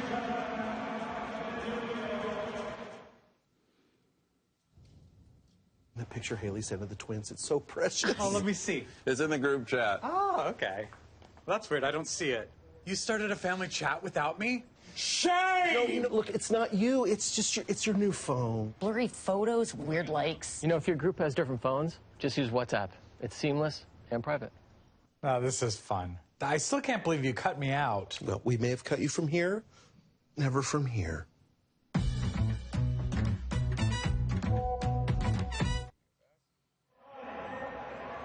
Suit up this season at MLBshop.com. The largest selection of official jerseys, caps, t-shirts, collectibles, and more. Gear up with your favorite team at MLBshop.com. Teoscar Hernandez, one of 6 Los Angeles Dodger All-Stars here at the Derby. Teammates Shohei Ohtani, Mookie Betts, Freddie Freeman have all participated in Derbies in the past. Will Smith, Tyler Glasnow also made the team. First time Dodgers have had 6 All-Stars in 7 years, but Teo's got cold here. Yeah, no, he started off so hot, and for him, you could tell he was getting tired there at the end, and he wanted the pitches more in. That allows him for just a simpler swing and be able to hit it out easier. They're going to have to work Ebel and Hernandez at an Arozarena-esque pace to get in all 40 pitches here. 7 for Teoscar. Up in the zone, 98 miles per hour, 32 degrees on the launch angle. That will just sneak out of here, so he's up to 9. They practiced together before the break in Detroit. Dino Ebel said that he had 6, 7 straight home runs in a row. Detroit's obviously not an easy place to hit home runs out of, so the streak is in there. They just got to get on the same page. This may not be close. 14 pitches, 45 seconds. There are going to be some real missed opportunities, and Hernandez will have to put up a monstrous number in the bonus round, though. He's hit maybe the most impressive home runs of the night. That one's 427. I think he gave it all, though, in those first few swings, and now he's tired. Look at his pace. It's not Abel's pace. Dino Ebel is waiting for him to look at him. He's taking time between pitches. That ball pounded out toward dead center. 10 seconds remaining. Hernandez 418 feet, 11 home runs. Way short. 101, 25 degrees. That should be good to go. The 35th pitch will be the last here. Teoscar Hernandez got to a couple late. 431, 440. So a surge near the end of the round, but he ends up with 5 pitches left on the board. He goes 13 for 35. Home run or an out. Just as many pitches as you want, right? Getting one more explanation of the bonus round. Hernandez is going to need a huge one. He got a lot of his pitches inside, and you can see his hand staying close to his body to get that barrel into position. He was crushing balls earlier, and then the last few to leave were just barely clearing. You look at the primary zone he wanted him inside. And not bad, right? That's where Dino hit it. That's the one take, too, is down below the zone. Right. It bounced. I mean, he's got the longest 2 home runs in the field right now. He's got 5 of the top 8. If it was last year where 2 440-foot home runs unlocked in extra 30 seconds, he'd be the only one to do that. But the rules are different now. Pete Alonso waiting. So Hernandez, with as much time as he needs, will have to go absolutely gaga here in the bonus round. Average exit velo 100.6 right now. 82nd percentile in the league average velocity. 93rd percentile barrel rate. 86th in hard hit rate. So he's impressive, and that is impressive. Yeah. Wow. He gets some rest, and you look at what he can do. 449. With a 40-degree launch angle, will this one have enough distance? And at 383 is going to go. So 2 for 2. And, by the way, he's already unlocked that 4th out with that 425-foot home run. That's a pop-up. That'll be the first out. Started 3 for 3 after 13. Yeah, so far, he is leading everybody in how hard the home runs have been hit. It obviously doesn't count for more yet. It does actually help you in something we'll get to in the finals, but no one is crushing as much as he is. Just snuck it into the bottom of the batter's eye. 4 out of 5 for Hernandez now. Down the left field line. Measure it. Absolute destruction from Teoscar. Trying to get to the glass windows at the back of the concourse. Hernandez 110.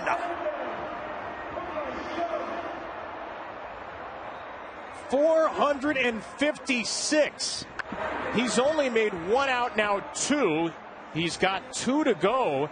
He has tied Garcia. He's just 2 behind Witt, 3 behind Bohm. Again, the top 4 advance to the semis.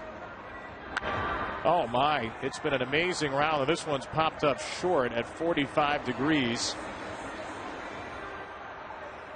A muscular bonus round for Teoscar. Has 1 out to go. And at 106 and 25 degrees, he's still going to have 1 out to go. Gone into the bullpen in left center for number 19. That will do it. He sneaks past Garcia. He hit 7 in the bonus round. Alec Bohm's 21, still the number to beat, with 4 hitters done and 4 to go. 21, 20, 19, and 18, the first 4 scores. And what I love about Teo is he just gets a little bit of a break, and oh my goodness, does the slug just kick in. I mean, you look at the swing, the launch, being able to get underneath this, yes, but the power. Got it 115 miles an hour. Top 4 hitters coming up. Pete Alonso when we return to Texas.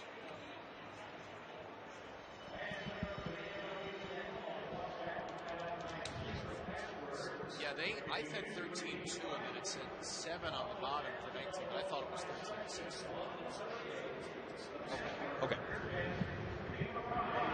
That was impressive. That bonus round? That was fun. Really good. Oh, man. I'm glad we finally had a bonus round like that. Yeah. So what can be. Right. Well, yeah. And showing just he needs that break. Okay. 3 is the longest streak. Okay. All right, here's our Pete stuff. The whole entire show hinges on this. Totally. Pete going down. Yep. But we don't know. Like, that's what's kind of crazy is like. No. That was freaking impressive. Like now we haven't eliminated. Someone will go down. It's interesting. They're all doing like the exact same thing. Obviously different ways to get there. You know. I thought there would be more opportunity to take more, and there's not. There's not because they're leaving pitches open. Yeah. Yeah.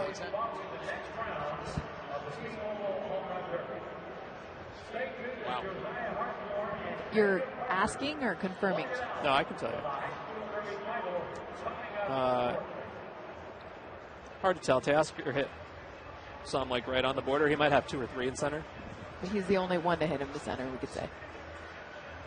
Yeah, it's maybe 2 or 3.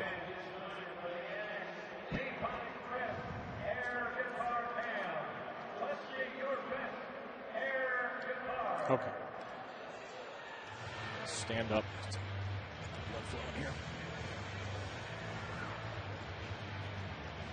Teo, 13 of 19 with 425. If they want to, it's fine. What's that? It doesn't matter to me. Yeah, I don't care. Are you good with the lights, Jess? Do you want to change them? I don't care. Just keep. I honestly forgot about them at this point. Yeah, same. Yeah.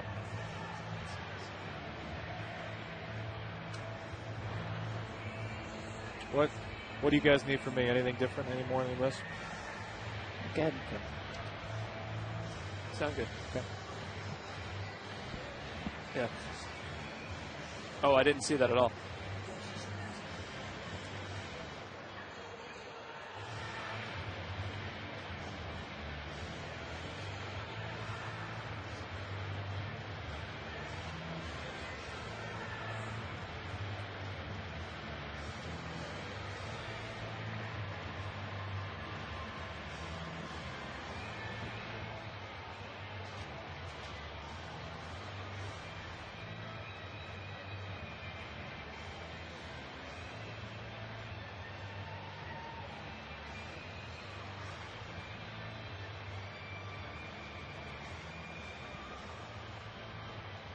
I'm going to try to squeeze in some of this Pete stuff if I can.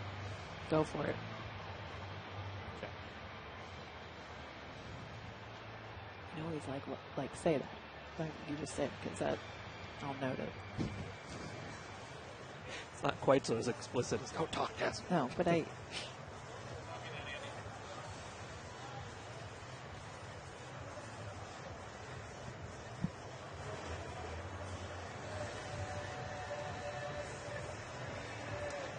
Next up, T-Mobile and One Court are bringing baseball to fans with blindness or low vision in real time with the power of 5G.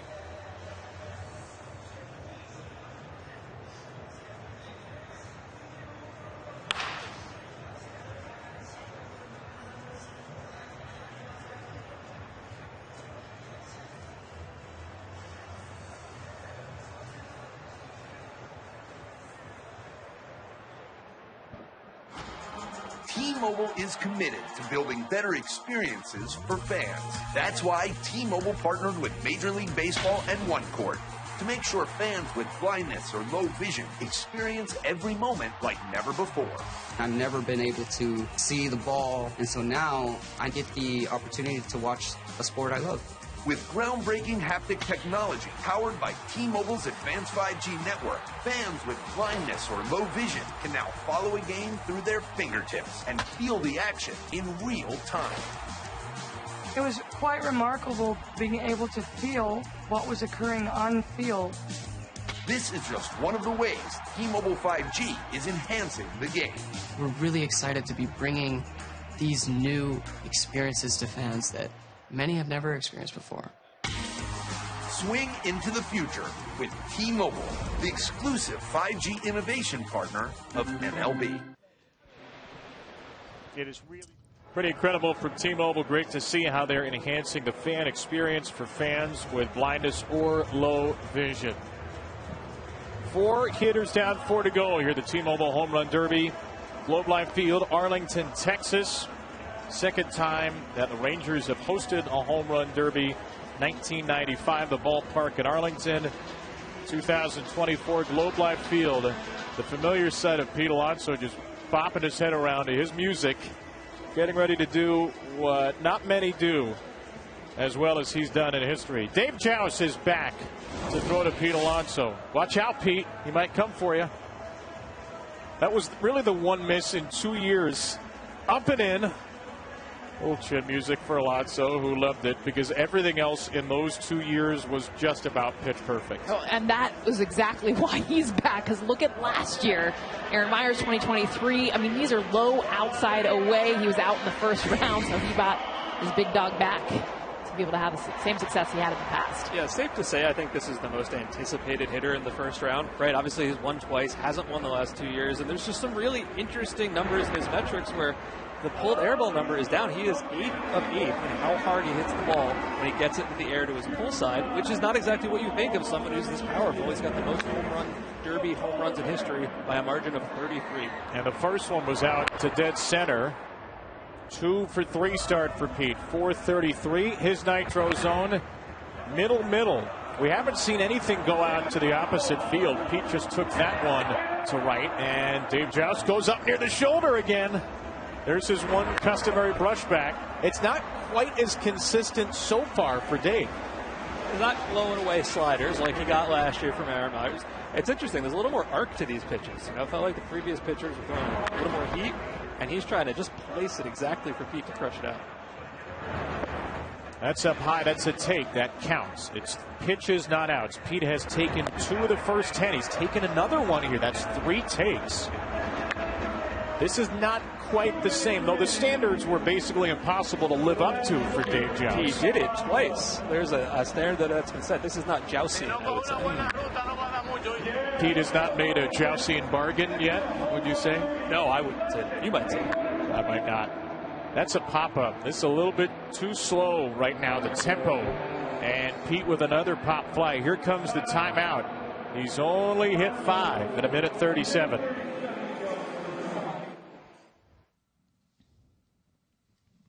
The future is threatened by enemies often unpredictable.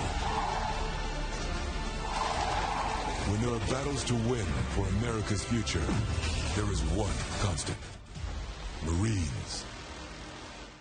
When Mario needs to be at his best, he needs protection that goes beyond. Dove Men with 72-hour protection and 1/4 moisturizer, so he can forget his underarms and focus on being unforgettable. Dove Men, forgettable underarms, unforgettable you. The Polar Bears in some trouble right now. Pete Alonso only with 5 home runs. Listen to every MLB game live. Watch the minor leagues, MLB Big Inning, and available pre and post games. No blackouts. Visit MLB.com/@bat for details.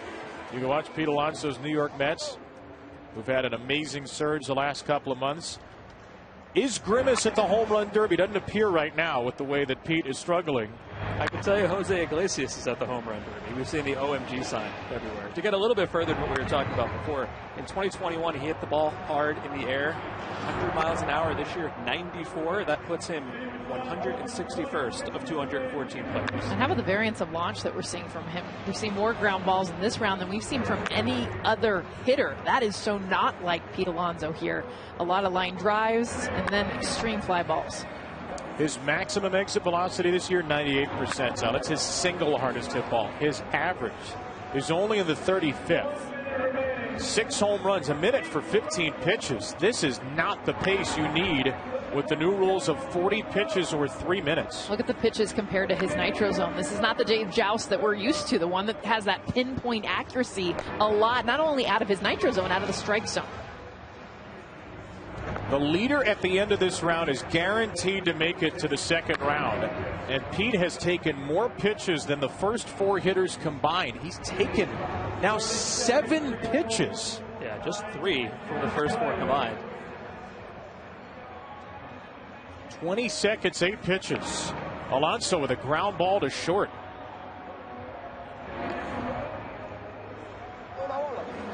This has been shocking. He is the favorite coming in for so many people. Everyone thinking, all right, Pete Alonso. Not on the show, was it? The nerds rule again. I don't think that'll count as Pete goes the other way. 4 home runs in the first 7 pitches. He hits just 5 after that.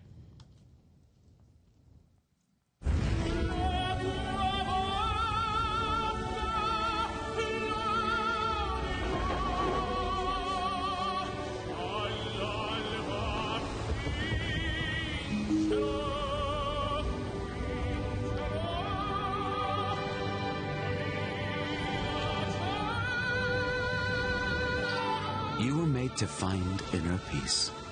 We were made to track flight prices to paradise. We noted that Pete Alonso's pulled air ball trend was troubling, and this is a surprise that it's troubling. That part of it's not a surprise. The pitches from Dave Joust, not nearly the same pinpoint accuracy we expect. Most home runs we've seen in the bonus round, 6 by Teoscar Hernandez. And Pete's first swing here, going to be home run number 10. Now he can take the ones that he doesn't like, though. This is a completely different round now for Pete. He took 7 in the first round. He had 4 home runs on the first 7 pitches, 5 on the last 31. 446 has unlocked the extra out here in the bonus round, so he's already picked up 2 on his first 2 swings. How about that? His fewest home runs in an opening round back in 2019 when he hit 14. Trying to become the second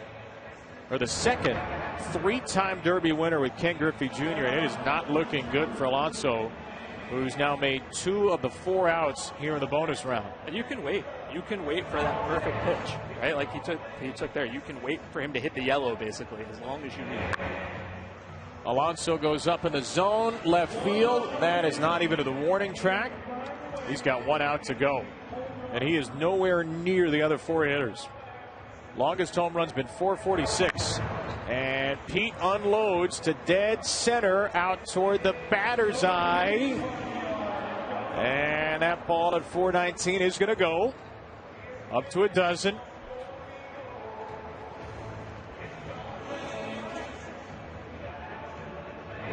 Little Alabama here for Pete. Going to play in Texas. Got to have a fiddle in the band. Alonso pops it up.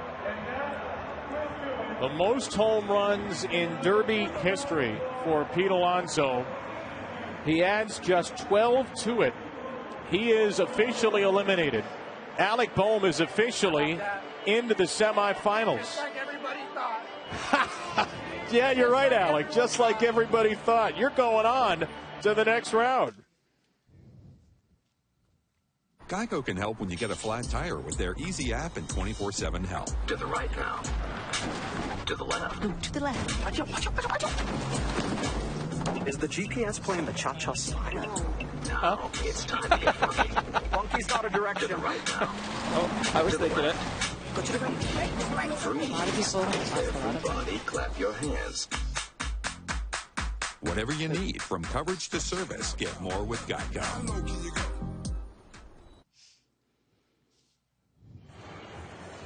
Pete Alonso hit 195 home runs in his first 4 derbies, an average of 48.8 home runs per derby. Today he hits 12, ensuring Alec Boehm will advance to the semifinals. You take a look at Pete's swing, too, and this is something that we saw as him being able to kind of chase a bunch of different pitches. You look at the path there, but not what we're used to seeing from Pete Alonso, which is that consistency. He never got into the groove. So Alonso is the first eliminated. Boehm is the first to advance. The man with by far the fewest home runs in the round is moving on, and we'll see if Jose Ramirez can join him. Since 2020, much better power, Mike, from the right side, and this is a better ballpark for right-handed hitters. Yeah, and he hit righty in the Derby 2 years ago. Now, he had an injured thumb, so maybe he had to do that. But you look at the bat speed here, and this is a massive, massive difference. Look, the fast swing rate is 4 times higher. Batting from the right-hand side, really every metric you can think of, other than total number of home runs, says he should hit right-handed. Statcast powered by Google Cloud. Ramirez a couple of years ago was dealing with a thumb issue that required postseason surgery. He said he could only swing comfortably right-handed, which he pointed out because he thought maybe he'd go left, maybe he'd go right here. I'm kind of interested to see which way he goes and if he ends the round that way. He's going left. I mean, this is how he's warming up. I mean, you can see just the way he's standing there, unless he's trying to throw everyone for a loop, which for no reason you want to do it. And that bat speed that Mike just talked about, almost 5 miles an hour different, that is a difference of 30 feet in like what you're able to hit. So you're talking about would normally be a fly ball can now clear. So, I mean, to me, it's a no-brainer, go righty, but hey. He's got the... Yeah, it's not a little difference. It's like a 210-point difference in slugging percentage just this year alone, right? And I want to talk to him afterwards. I want to know why. Like, what is the decision-making process here? Because obviously he knows something. He must feel good doing it this way. But the numbers aren't really backing this up.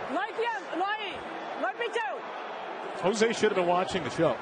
Yes. He should have been watching our baseball tonight. We told him which way to go. He's going on field. That's Eduardo right. Perez was down in the batting cage with him during BP. He hit 6 out from the left side. And he's like, all right, this is what I'm going to do. He's going to switch. He's going to pull an Adley. I can just feel it. You're predicting an Adley, which is what we're going to call that from now until the end of time. All right, Ramirez is going to be 0 for 3 here from the left side. His pitcher, Junior Betances, hitting coach of the Columbus Clippers, Guardians AAA team. That looks pretty good from the left side. 102 at 27 degrees. And Ramirez deep into the seats, 416 feet for his first home run. His nitro zone is actually middle away, which is a new thing. We haven't seen anybody else want the ball away. And Ramirez is up to 3. Well, and usually the guys that like middle away are the ones with longer levers, the big dudes, the Aaron Judges, the Giancarlo Stantons. For Jose Ramirez, this is more of a shock. You would expect it more middle in. Yeah, he also has the hardest hit ball of his career this year, which is impressive for a guy who's been a star for a very long time. He got one up to 116.6 miles an hour against the Orioles, hitting right-handed, I should point out. It still counts. That was off of Cole Irvin, and I can tell you, having seen it in person, it felt like it was about 216.6. All right, getting into the groove from the left side here. Ramirez up to 6 now. Pacing's pretty good, just about a minute in. 15 pitches gone, so he's on pace to get the full 40, which we haven't seen the last 2 batters do. Low line drive from Ramirez. It's going to get out for number 7. Pretty good pitch plot here from Junior Betances, bottom left of your screen. Right into the nitro zone, and Ramirez smacks this one to the pull side. Minute 30 to go. Jose Ramirez. Forget the numbers. Hit left-handed. Crush left-handed. Most home runs before the timeout so far.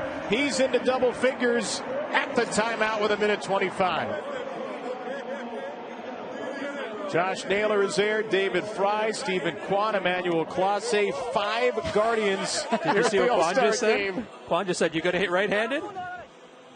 Oh, boy, would that be something if he did it in the middle of regulation round? Nitro zone's pretty consistent with the pulled air balls, the fly balls, and line drives here. 10 home runs and 21 pitches for Jose Ramirez, who had 23 before the All-Star game and is putting on an impressive show right now. I don't think he's going to listen to Stephen Kwan yet, though, because this swing looks pristine. Well, and you can see just his ability, the torque that he's got. You see that lower half release, the bat head and barrel follow. It might not be 74 mile an hour bat speed, but he's swinging it good from the left side right now. I mean, there's not a dud in here. 3 in a row without a home run is the longest drought for Ramirez. That's a very high pitch. That's not going to make it. So 0 for 2 out of the timeout. That's going to change right now. Blasted by Ramirez to the right of the bullpens. It'll be number 11. He can also handle fast pace. This is the fastest pace that we've seen from any hitter, and he's not tired. He's able to go back to back to back without taking those long breaks. Couple of smoke shows here. Right into the nitro zone from Betances. He threw to Jose at the Derby in 2022. He's been in the Cleveland system for 18 years. They are very close. Betances, who's been a manager, a coach, executive roles for their Dominican operations. Ramirez out of the Dominican Republic, one of the great players in Cleveland history. He's at 13. He's gone cold for a while now. There's 14. He had 4 in a row without a home run. He's got 5 pitches and 30 seconds left. He could take one if he wanted to. That's just above the nitro zone, 98 the exit velocity. It will just sneak out for 15. 3 to go. That's not going to make it. They can take their time with these final 2. And Ramirez ends the round with 2 ground balls. So 2 droughts of 4 in a row without a home run late.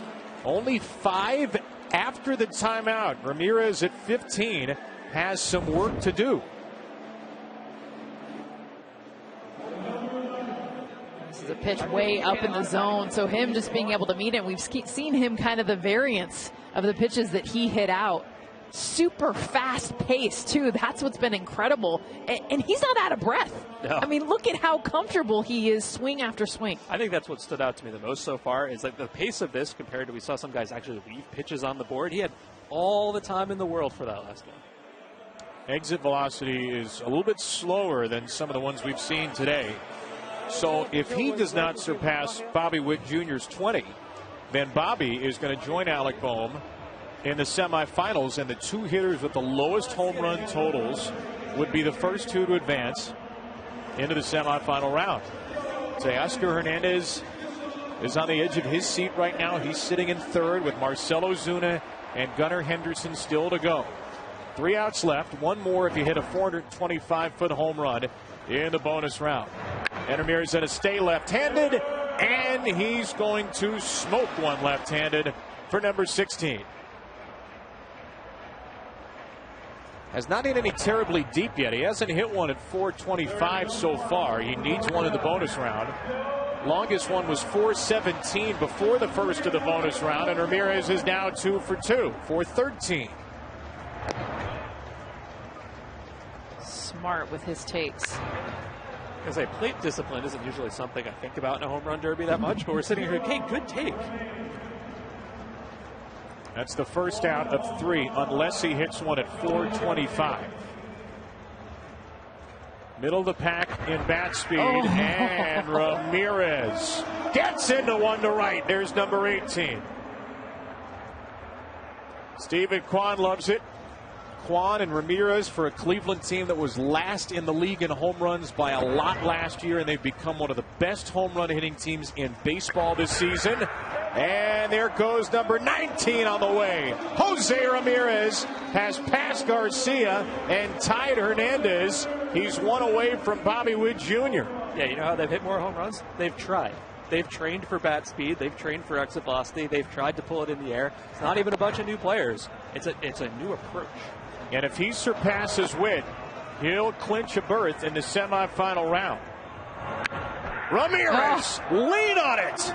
Number 20 is on the way.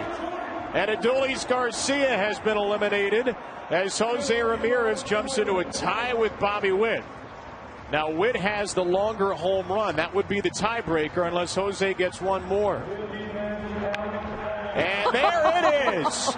Number 21 for Jose Ramirez, and he has advanced to the semifinals. Will he keep going? Yes, he will, and he'll line that one out of play with 1 out to go. Like I said, should hit lefty. That's what we said all along. I just love how smart he's been this round. His understanding exactly where he wants it. Best bonus round that we've seen. 15 in the regular round, 6 in bonus time. Bohm and Ramirez have punched their tickets to the semifinals. Marcell Ozuna and Gunnar Henderson, the big bats, up next. Look at you, the big winner. Nah, not you.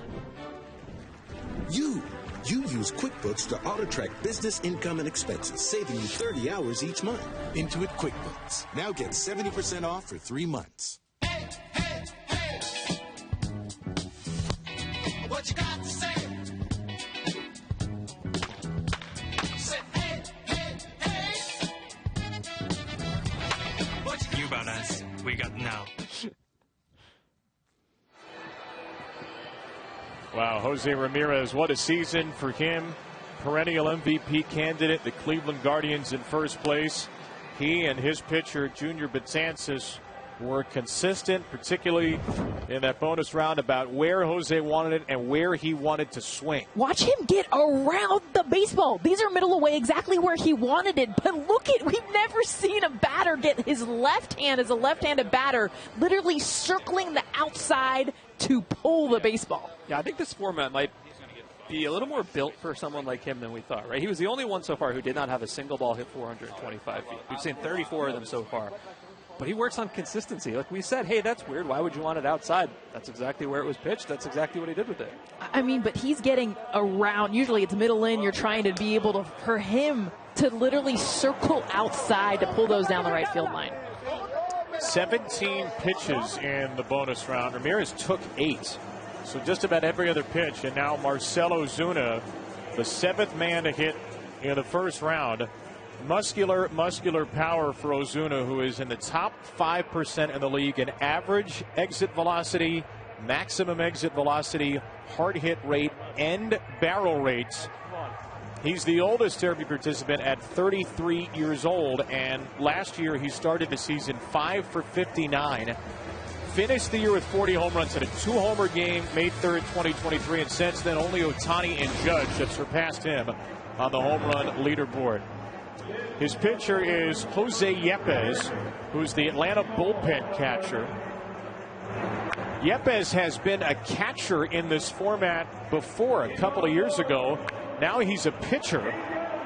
And Yepez just gave up a cookie, 110, 31 degrees. My word, that ball went 473 feet. And Ozuna posts the longest home run we've seen so far. 40 degrees, usually not a home run swing. At 106, Marcell is going to still hit it out. Yeah, remember when he was a center fielder who could run, play good defense, and had some pop? And now he is strictly a DH, and as he's gotten older, he has just leaned into crushing the baseball. He has the 5th best hard hit rate in the game, where Aaron Judge, Ohtani, Juan Soto, and Gunnar Henderson are above him. That's a list I think I would like to be on. Well, it's combined. He's hitting the ball harder, and he's also getting the ball in the air more. So he knows his job. He's like, look, I'm not playing defense. I'm not beating anyone with my speed. I need to hit home runs. And he's hitting more home runs this year than he's ever done. Maybe the highest launch angles we've seen, and inconsistent pitching right now from Jose Yepez. That was right in where Ozuna wants the nitro zone. He pops it up. He'll take a timeout. He said just 4 home runs in 80 seconds. Why is it most places ask you want to add a drink to that and never what do you want to add to that drink? Meet Tia Saborita, our chief flavorista. A drink is only as good as the sabores inside. It's all about finding the perfect combos for any given moment. Like when the waiter says to enjoy your food and you said, you too. Grape Escape. When you're trying to carpe the diem. Rainbow the slush. When you get the ick. Lemonade cream cooler. When you're in the market for a new babysitter. Okay, inappropriate. Live free. Eat Sonic. If you want to live free. Play Ball is baseball's global youth initiative to highlight the fun and accessible ways to play our great game. To learn more, including how to find a league near you, go to playball.org and follow @playball on X, Facebook, and Instagram. This has been a slow start for Marcell Ozuna as the 2nd most home runs in the field at 26. He's only put up 4. 98 miles per hour off the bat. Very high launch angle down the left field line. That next swing is certainly going to go. The number to get to is 20 right now. Bobby Witt Jr. in 3rd. Garcia and Alonso have been eliminated. Bohm and Ramirez have clinched their spots in the semis. Starting to come closer for Ozuna, who's still got 15 pitches left. Just destroyed one at 461, and here comes another 454 for Marcell Ozuna. Yeah, look at the pitching now. Ozuna was quoted as saying, I told Yepez not to get too excited, just throw it down the middle and I'm going to hit it. That wasn't really happening before the timeout, but you can see they're on the same page now. Well, and because of the timing, watch Ozuna with that toe tap, then the stride. If he doesn't get it right at the pace he wants, he's going to miss just based on the fact that his front foot is in the air. He already has 4 of the 6 longest home runs. He's up to 11. Will he get all 40 pitches in? It doesn't look likely. 8 to go for Ozuna. On its way to the batter's eye and ticketed right for the base of the wall. No go on that. A line drive over short. 6 pitches to go. He's at 11. That ball, wow, that's just hammered by Ozuna, who has put up some of the most impressive home runs in the big leagues this year. 446, his longest of the season. A couple of 479ers in his career. He's up to 13. Here he goes. One more swing to let it rip on pitch number 39, and Ozuna is going to come up short. 14 is the number on the board. That's not far off where we've seen some of these players in the 3 minutes, but Ozuna will have to probably put up 6, at least 5, with Gunnar Henderson, the last hitter to go here in the opening round.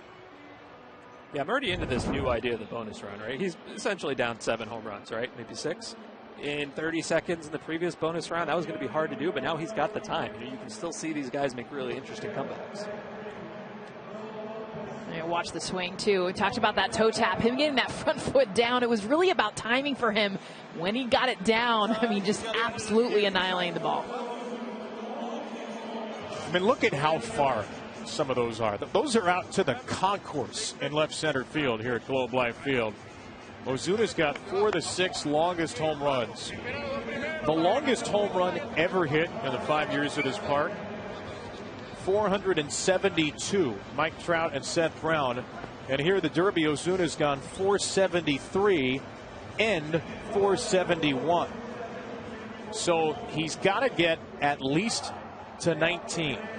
He would have the longest home run tiebreaker over Teoscar Hernandez. He'd have over anybody. If Ozuna gets to 20, then he's going to lock in a spot in the semifinals, and he is hitting the ball harder than anyone else tonight. If Ozuna can get to Hernandez's number, he'd eliminate Teoscar Hernandez. Witt will make it if Ozuna comes up short of 20. 3 outs to go. If you hit one 425, which seems an inevitability the way he swings, he'd get a 4th out, but that is going to be the 1st out. And that might be the 2nd. 99, 33 degrees. He'll watch it fly. He did get it. A couple of rows deep. There's 15. Again, the new bonus round format this year. Ozuna lets it fly to center. Doesn't look like he got enough. That's a steep launch angle. And that's out number 2. He had 5 home runs this regular season of 425, and 4 at least so far in the first round. We haven't seen quite yet. He's going to take a couple of pitches here, wait for the right one. He's taken 3 in a row. Ozuna unloads. That will keep the round going. That is some mighty pop into the front row of the second deck at 426. So by 1 foot, he's unlocked that 4th out. That could make all the difference in the world. And a little head nod now for Marzell, who knows he's got an extra out here in the bonus round.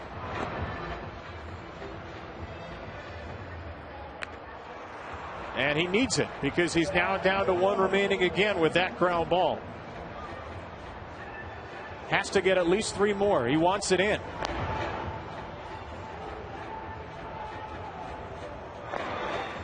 Those are not bad pitches. Catching his breath. And that is it. Marcell Ozuna is out of the competition with 16. The 2nd leading home run hitter in the National League before the All-Star break. The 2nd leading home run hitter in this Derby is eliminated with 16. And Bobby Witt Jr., the Kansas City Royals, is going on to the semis.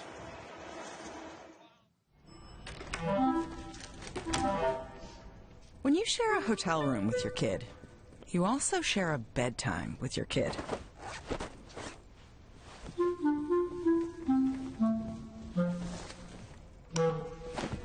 But if you get an Airbnb, you get to pick your own bedtime.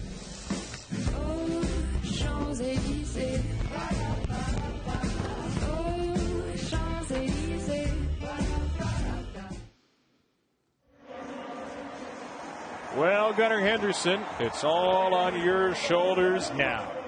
The last hitter in the first round, trying to become the 5th shortstop with a 40 home run season in Major League Baseball history. A-Rod, Ernie Banks, Fernando Tatis Jr., and of course, Statcast darling Rico Petrocelli. Who could forget him? Gunnar's matched his season total from a year ago at 28. 99th percentile, Mike Petriello, in hard hit rate, 97th in average exit velocity, and the nitro zone right where he hits it hard. By far my favorite combination of these. He told us exactly where he wanted it, and if you look at the hard hit, that's exactly where he's going to do it. And if you look at the swing speed, the yellow is the highlighted where he wants the ball to be pitched, and that is exactly where the swing speed is the highest. And not only that, he has elite bat speed, top 10 in baseball in bat speed, pretty much the same as Julio Rodriguez or Shohei Ohtani. And you're going to see for left-handed players that can hit the ball out of the yard that they have their elite bat speed down and in. You're not going to see that for a lot of right-handed batters, but that is the sweet spot for so many lefties. This is pretty ridiculous, Gunnar Henderson. He's able to hit the ball anywhere in the park, and some of the Oriole folks have had to talk him out a little bit of trying to go the other way. Had a little practice round with Buck Britton a few days ago, the Norfolk Tides AAA manager. Buck got the week off from the Tides so he could throw to Gunnar. He's got to get to at least 19. Bohm, Ramirez, and Witt on to the semifinals. Teoscar Hernandez at 19. The tiebreaker would be longest home run, and Gunnar's 0 for 2, and now he's 0 for 3. 2 Orioles have won in the home run derby. Cal Ripken Jr. is here, and Miguel Tejada. They're also the only 2 shortstops to ever win in the derby. And it's a slow start for Gunnar, who's 0 for 5. Yeah, the topic of pulling the ball with him has come up a couple of times. Adley Rutschman was interviewed with Henderson before Sunday Night Baseball a couple weeks ago, and Carl Ravitch asked, any advice because you did this last year? And he said, yeah, you need to pull the ball. And Buck Britton said, and I quote, I think pull side air is where you want to live in these things. So despite the fact that Henderson is a great all-field hitter, maybe not the strategy today. He's got to find the path right now. So he's all over the place. He's not hit one out, so just kind of finding that zone. Yeah, this is by far the longest opening drought we've seen. He's 0 for his first 9. That one sneaks out, and now Gunnar trying to make it 2 in a row, a minute in. That is more like it for Gunnar Henderson. That is what Orioles fans have been accustomed to. It's been a little erratic right now for Buck Britton, though. He's only thrown 4 of the 13 in the nitro zone. Henderson's up to 4. And he'll stay there going the other way. Got a lot of work to do, and Buck Britton has been inconsistent pitching. Early timeout for Henderson. 4 home runs in the first 16 pitches for the #1 seed here in Arlington. And what's interesting is Henderson's right now, his average launch angle is more in the 20s. Like, he isn't really trying to get underneath the baseball. It's more of a line drive type swing. And he's had 0 takes, even though the balls have kind of been all over the zone. Adley Rutschman working on the hair. Jordan Westberg, Anthony Santander, the Oriole All-Star position players. Yeah, much more of an even swing. Of course, this pitch up in the zone, you want that even swing, and that's why we've seen lower launches even on his home runs. A beautiful swing, but not a lot trying to get underneath. What do you work for, Tom? One of 5 Oriole All-Stars, Corbin Burns, who is or was not yet here earlier today. He was back home with his twin daughters, going to start for the American League tomorrow. Henderson and Rutschman will start along with him. So again, the number to get to is minimum 19. Gunnar Henderson is a long way away. We'll of course have the bonus round, and Buck Britton has not given him the pitches where he's wanted them.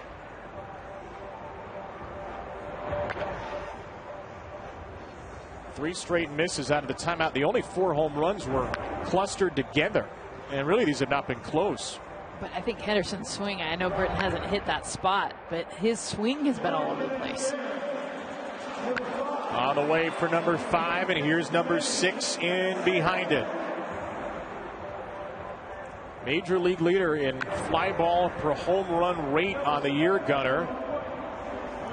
He's got a minute to go and 15 pitches. He takes one. He is not going to be anywhere close to getting in all 40 pitches in this round. And he just asked him to slow it down a little too, so he's not going to get there. He wants this pace. Henderson with 8. That ball's assaulted. 102, 34 degrees. Number 9 is on the way. Starting to feel it in the hands and the legs for Henderson on his way to double figures.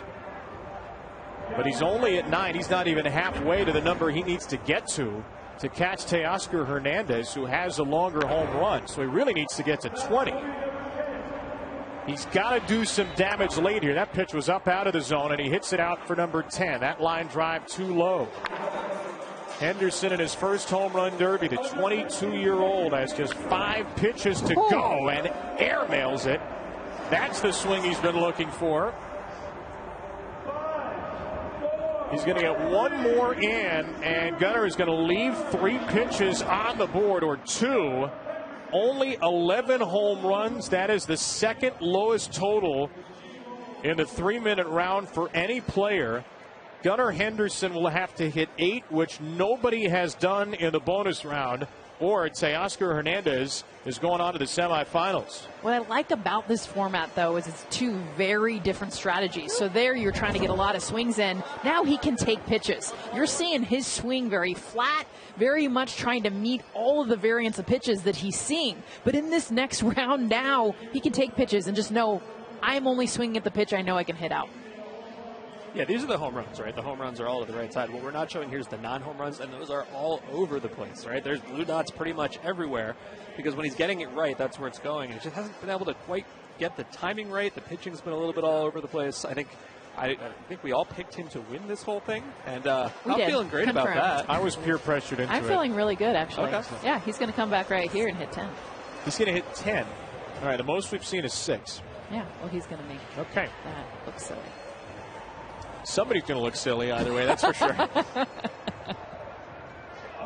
haven't seen a ton of deep ones from Gunnar. You have to hit one 425 in the bonus round to unlock that extra out. And he'll take the first 2. He only did that once this year. I know we don't have seeds anymore, like a head-to-head matchup, but worth remembering, until last year, 5 straight 1 seeds had lost in the first round. Then last year, Adley Rutschman nearly beat the 1 seed Luis Robert, but Robert beat him 28-27, and Gunnar is 0 for 2 in bonus round, and he's got the fewest home runs in the competition. What an oddball set of semifinalists this would be based on where they were coming in, and Gunnar Henderson goes 0 for 3 in the bonus round, and the man with the most home runs in the Derby coming in hits the fewest home runs in the Derby tonight.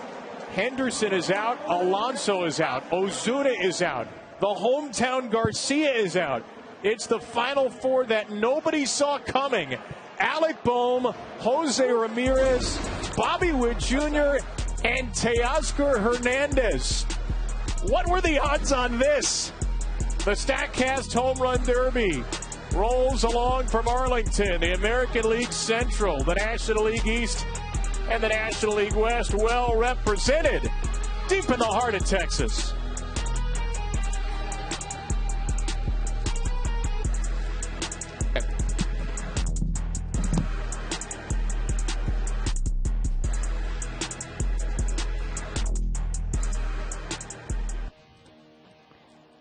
Thanks, Ben. Mike, I got some other snacks if you want. Good. Thank you, though.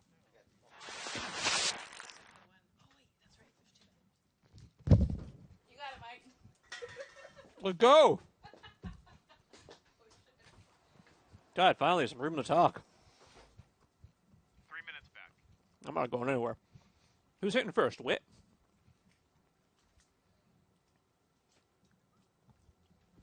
Getting info now. 3rd, 2nd, 4th, 1st. Let me do the math.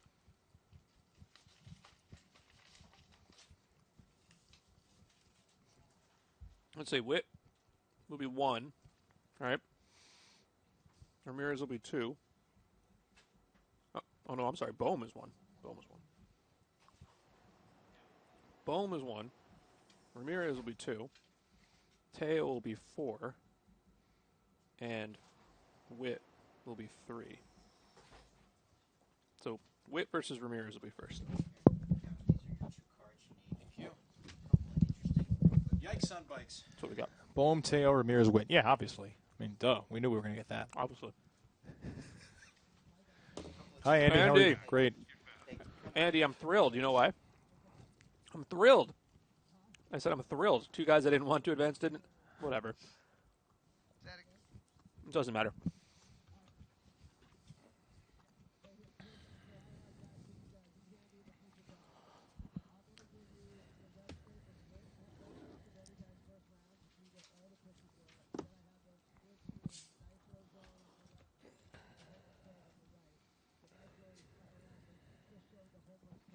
Okay.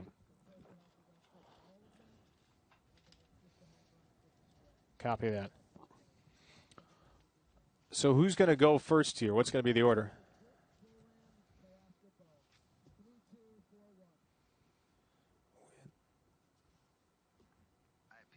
Bye. All right. What's going first?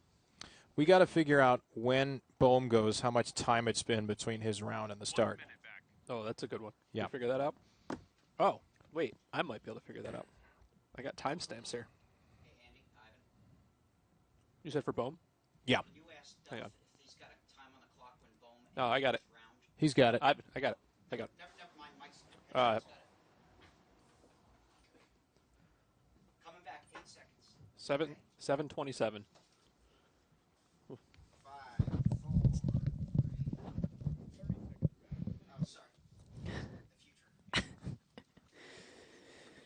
Oh, I nailed the door. Right.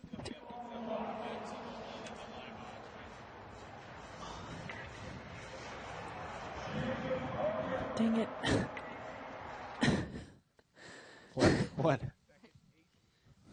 Keep knocking these over.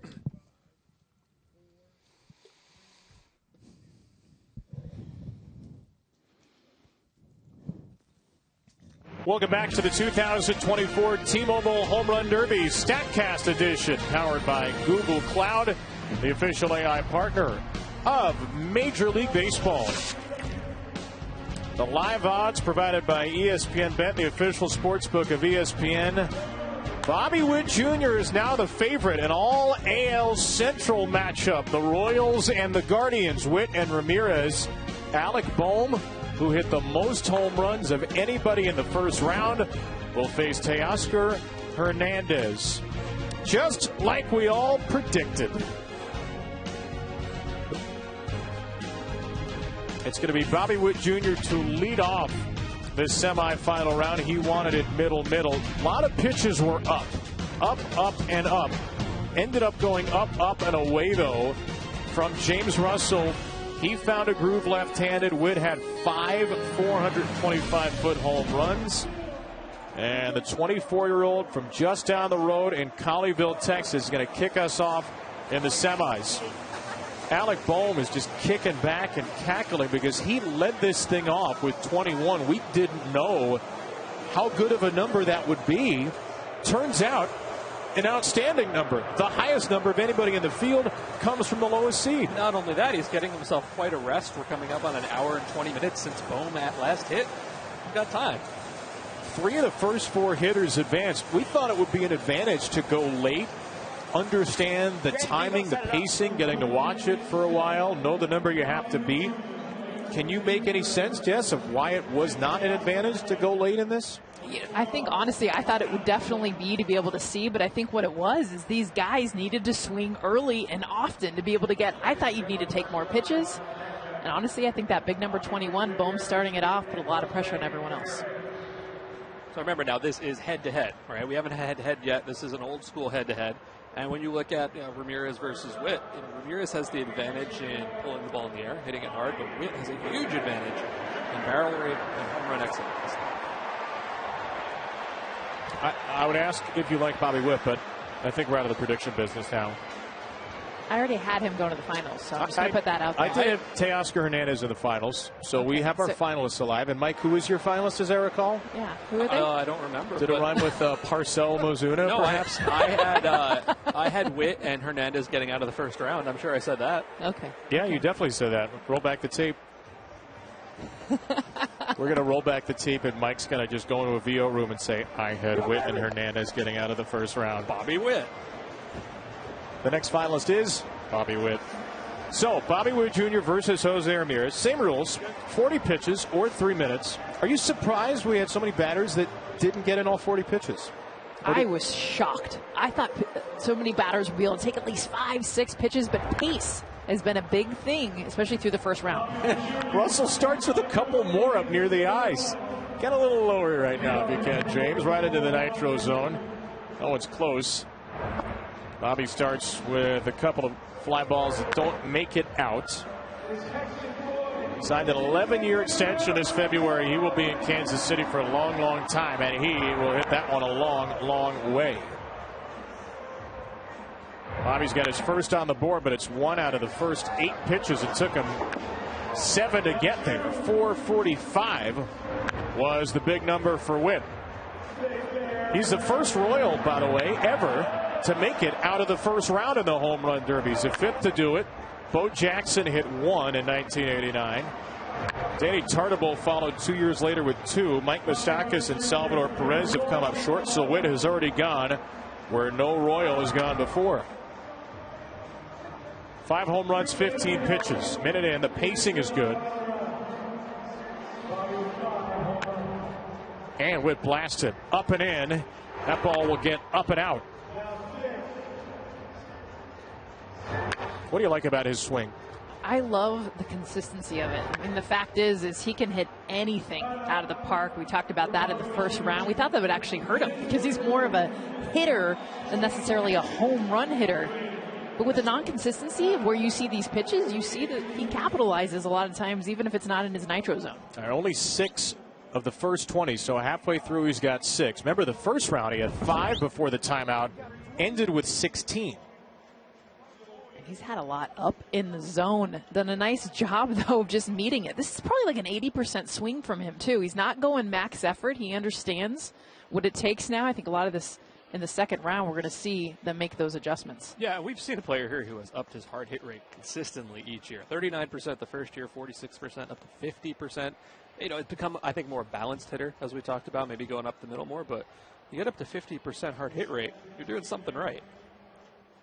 Longest home run this year, 468 feet. May 21st against Detroit's Casey Mize.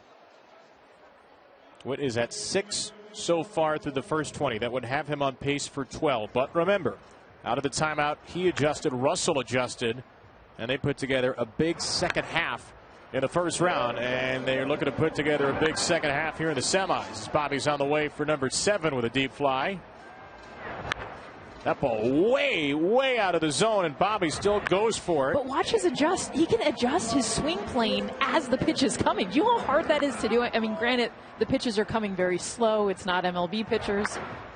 Although this was an MLB pitcher, James Russell. He's not throwing curveballs and sliders, but it kind of looks looked like it. a slider down in. That might have been the sweeper from James Russell. Bobby's into double figures, 11 pitches and a minute to go. He could just lay waste to baseballs. He's one of the fastest players in the game. He's gone from one of the worst defenders to one of the best at shortstop, and he sneaks out number 11. Yeah, one of the reasons he picked Russell, obviously, aside from being a former major leaguer, is because he's still in the game. He's a coach at Top Prospects Academy in Southlake, Texas, and claims he makes 150 to 200 throws per day. 454. We got 4 in a row for Bobby. He didn't have to swing at that last one either. Wow. He's got plenty of time. Perfectly placed.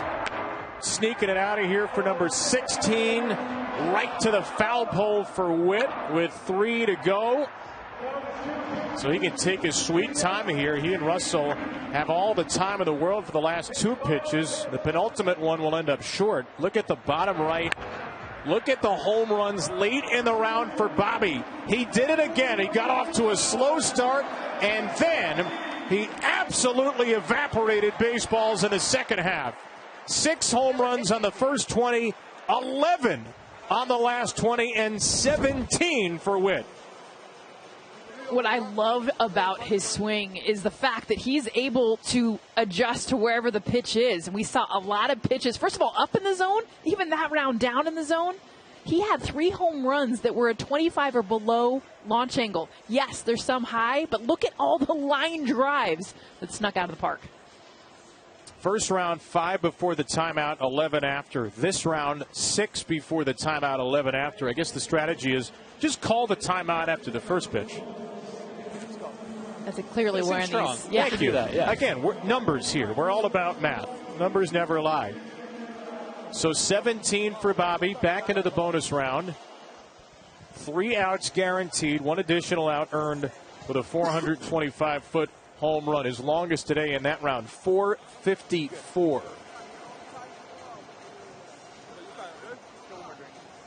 Bobby hit 4 in the bonus round in the first round. He ended with 20. Ramirez, who's sitting and waiting, ended at 21. And the American League Central is going to have a representative here. No Royal has ever won the Home Run Derby. No Cleveland player has ever won the Home Run Derby either. So one of these two Central Division foes is going to have a shot for title number 1. Remember, now it's about outs, not pitches. Bonus round untimed. Low line drive out number 1. Most home runs by a shortstop in a single derby already for Bobby Wood Jr., but he is in peril here. He's 0 for 2 in the bonus round. He's got 1 out to go unless he gets one 425. Remember, he's setting the tone for this semifinal round. That's a really high launch angle, and he doesn't think he got it. And he didn't get it. 0 for 3 in the bonus round. Only our third scoreless bonus round today. 17 for Bobby. Can't add to it. And Jose Ramirez is up next. Happy birthday, Marty. Oh, no, you don't. Let me get this. Ah, thanks. You're too kind. I've heard that. Unlimited 2% cash back. The Wells Fargo Active Cash Credit Card. To really embrace life, you just have to learn to let go. Let go. That's right, let go. Let go. I did let go. Did you let go?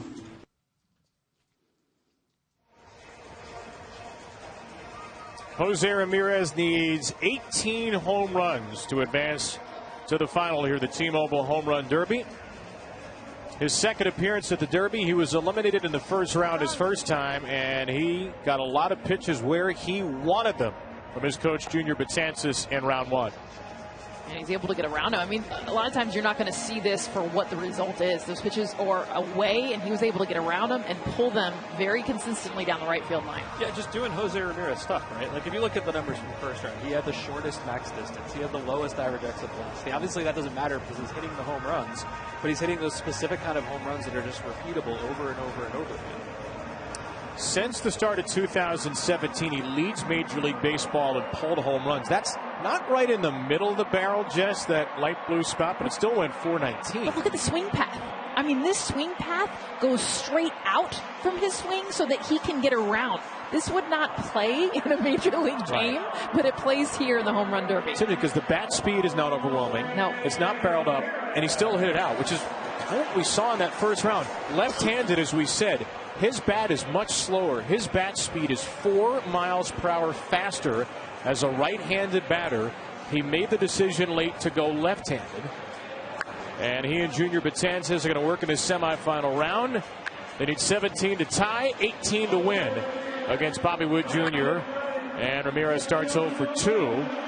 Pulling balls as he always does, and we have not seen, by the way, an opposite field home run at this Derby. That one just snuck out for number 1. This is the most dramatic swing change I've seen from any hitter in this Derby. This is not Jose Ramirez's swing during the regular season. This is a swing exactly for this Derby because it's a slower swing, but allows him to get around the ball the way he wants to. Well, I wish we had pitch velocity numbers on these pitches handy because, like, Dave Giles is kind of throwing almost lobs, a little bit of arc, and this one's coming in with some velocity. Junior Betances, 18 years in the Guardian system. Pitching to Jose for the second time in the Derby. 2022, Jose lost 18-17 in the first round to Juan Soto. He gets enough here, he'll win 18-17 in the semis against Bobby Wood. He's at 3. And on the way to number 4, perhaps into right center. That's going to get out. The next one to follow is right down the line.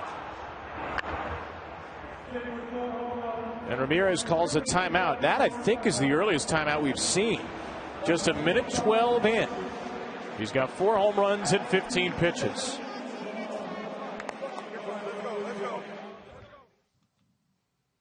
The picture Haley sent of the twins, it's so precious. Oh, let me see. It's in the group chat. Oh, okay. Well, that's weird. I don't see it. You started a family chat without me? Shame! No, look, it's not you. It's just it's your new phone. Blurry photos, weird likes. You know, if your group has different phones, just use WhatsApp. It's seamless and private.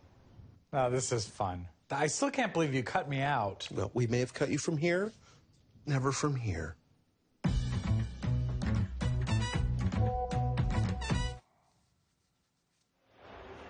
Jose Ramirez, the 6-time All-Star with 4 home runs before the timeout in the Home Run Derby semis. Well, and you'll be able to see the swing and that path we were talking about, but I love how he gets up. I mean, he's not in his legs. He's actually up in them to be able to meet these pitches, get around them, and pull them down the line.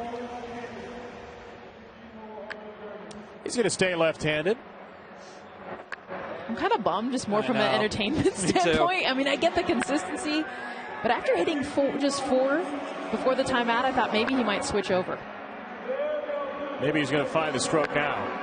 Ramirez down the line, hooking and foul. Maybe he doesn't need the timeout to do it. Just hop over the other side and be ready. Pretty good pace right now for Betances. Number 7.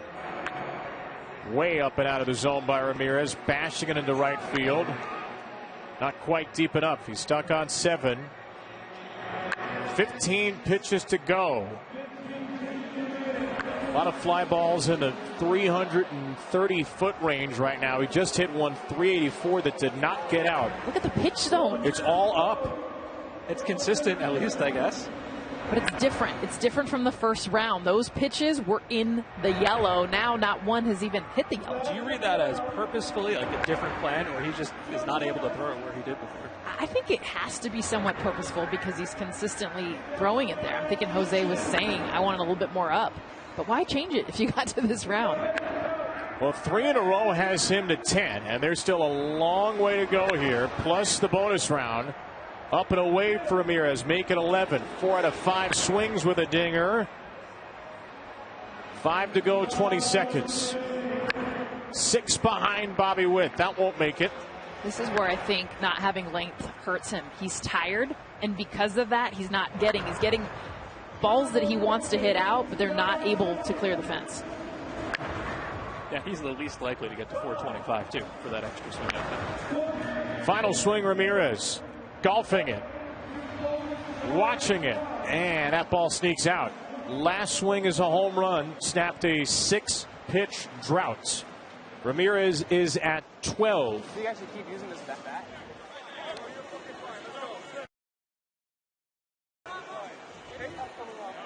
Bobby Witt Jr. has to be feeling good because he's got the longest home run right now, although we would be in swing-off territory here in the tiebreaker for the semifinals. So here's the thing with Jose Ramirez. He's only at 12. He had 6. He had 6 in the bonus round in the first round. He gets 6 here. He's going to go on to the finals.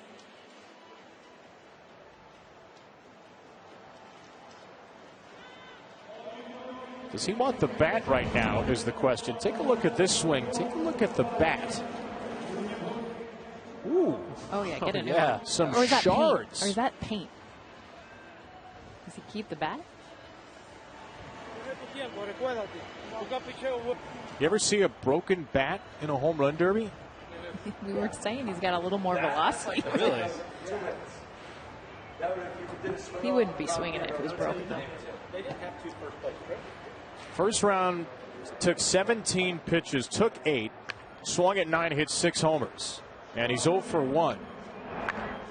And he's 0 for 2. That pitch is not remotely near the strike zone. Is there running out of gas feeling? Yes. Yeah, I'm forgetting that he can take.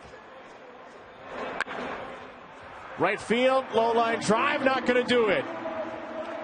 Bobby Witt Jr. What can't this kid do? Ramirez is out with 12. Neither he nor Witt hit a home run in the bonus round here in the semis. And the Kansas City Royals superstar shortstop is going to the Home Run Derby final here in 2024. It'll be Teoscar Hernandez or Alec Bohm to meet him on the other side.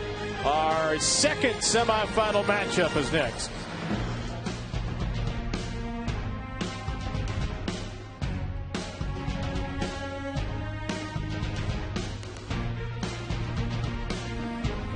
Wow. Does it feel like this one is taking longer than last year? 100%. Okay. I'm glad it wasn't just me. The first round especially. Yeah. Because that one did go quicker last year. Yeah, we're 2 hours in. We're halfway through the second round. We're 2 hours in? Yeah. I think there needs to be somewhere in the middle where Yeah. it's still like Maybe it's not 3 minutes. people don't Maybe want to it's watch 2 minutes all the time. Yeah. No. And they look. I think when they look tired, that's not fun. No, and now it's going to be like 2 hours for Bohm. They're Yeah. sitting around. Yeah. Well, I'll take it on That's a great Uncrustables. point. Oh, thank you.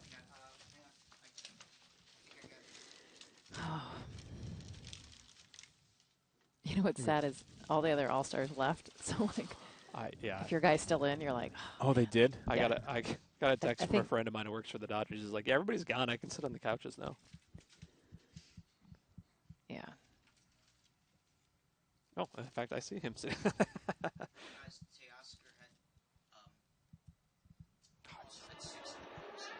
Okay.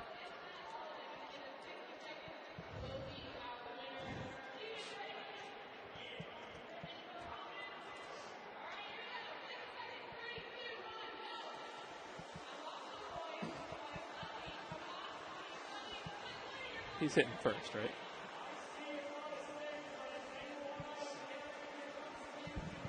No way. 85.5? Is that possible? Yeah, 88's about the max. Really? Yep. That's ridiculous. So, I'd I love guess to I should go know see if that's comparatively. his fastest swing. Let's see. Oh, this, Hold on, I'm going to go look up Teo's fastest swing. Are these their longest home runs, or are these just random home runs? That is a great question. Do we have an answer on that?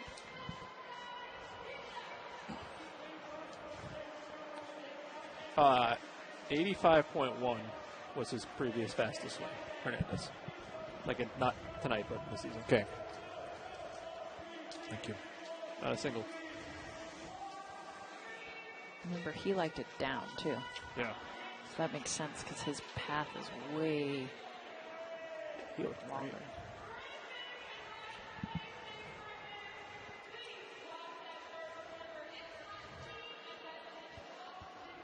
Dino Evil was kind of all over. We haven't seen a good. There was one. Oh, I think it would be the first round for Ramirez. Yeah. Or Bohm. It's been like 10 hours. I can't remember. There was someone, and then they weren't good in the second.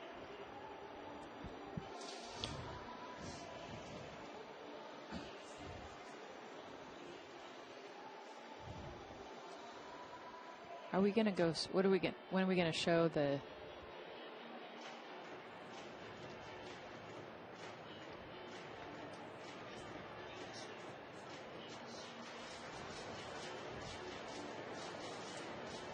That's a good note.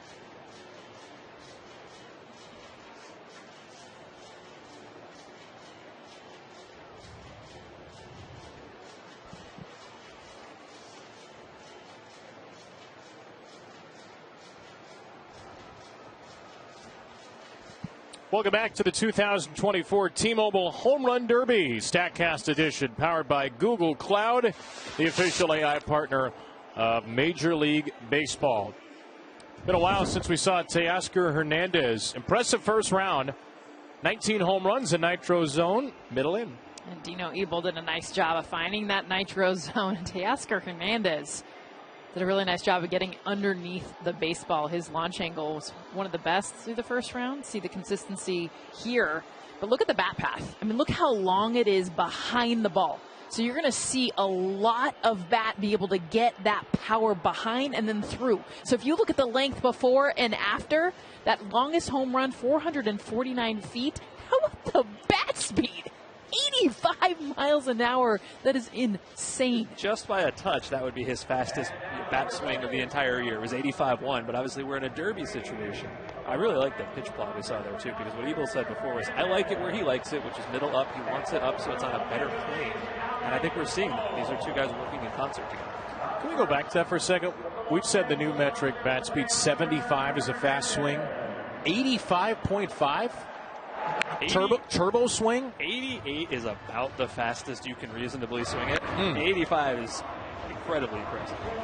When he says 88, that's like not even in a game. That's just like take the bat and swing it as fast as humanly possible, and that's 88. That's Stanton on a good day. Pretty insane power. Teo's got 5 of the top 10 longest homers right now. Ozuna has 4, Witt has 1, but he's in a dry spell to begin here. That should snap it. That pulled fly ball. This one headed toward the foul pole in the wrong direction, so he didn't get it out. Hernandez is 0 for 8 to start. Alec Boehm to oppose him, who I believe finished his round on Sunday.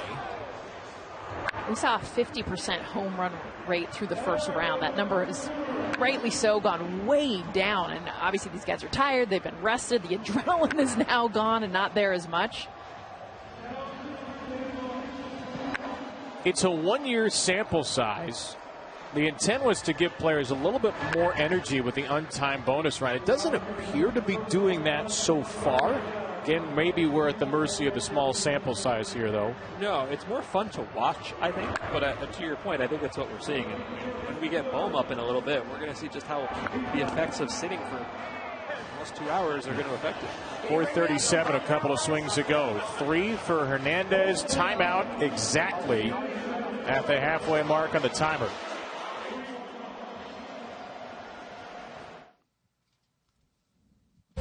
Tough Men gives you healthier, smoother feeling skin to celebrate life's intense moments. Use Tough Men Body Wash with its 24-hour nourishing micro-moisture. Enjoy healthier, smoother feeling skin all day with Tough Men Body Wash. The future is threatened by enemies often unpredictable. When there are battles to win for America's future, there is one constant: Marines.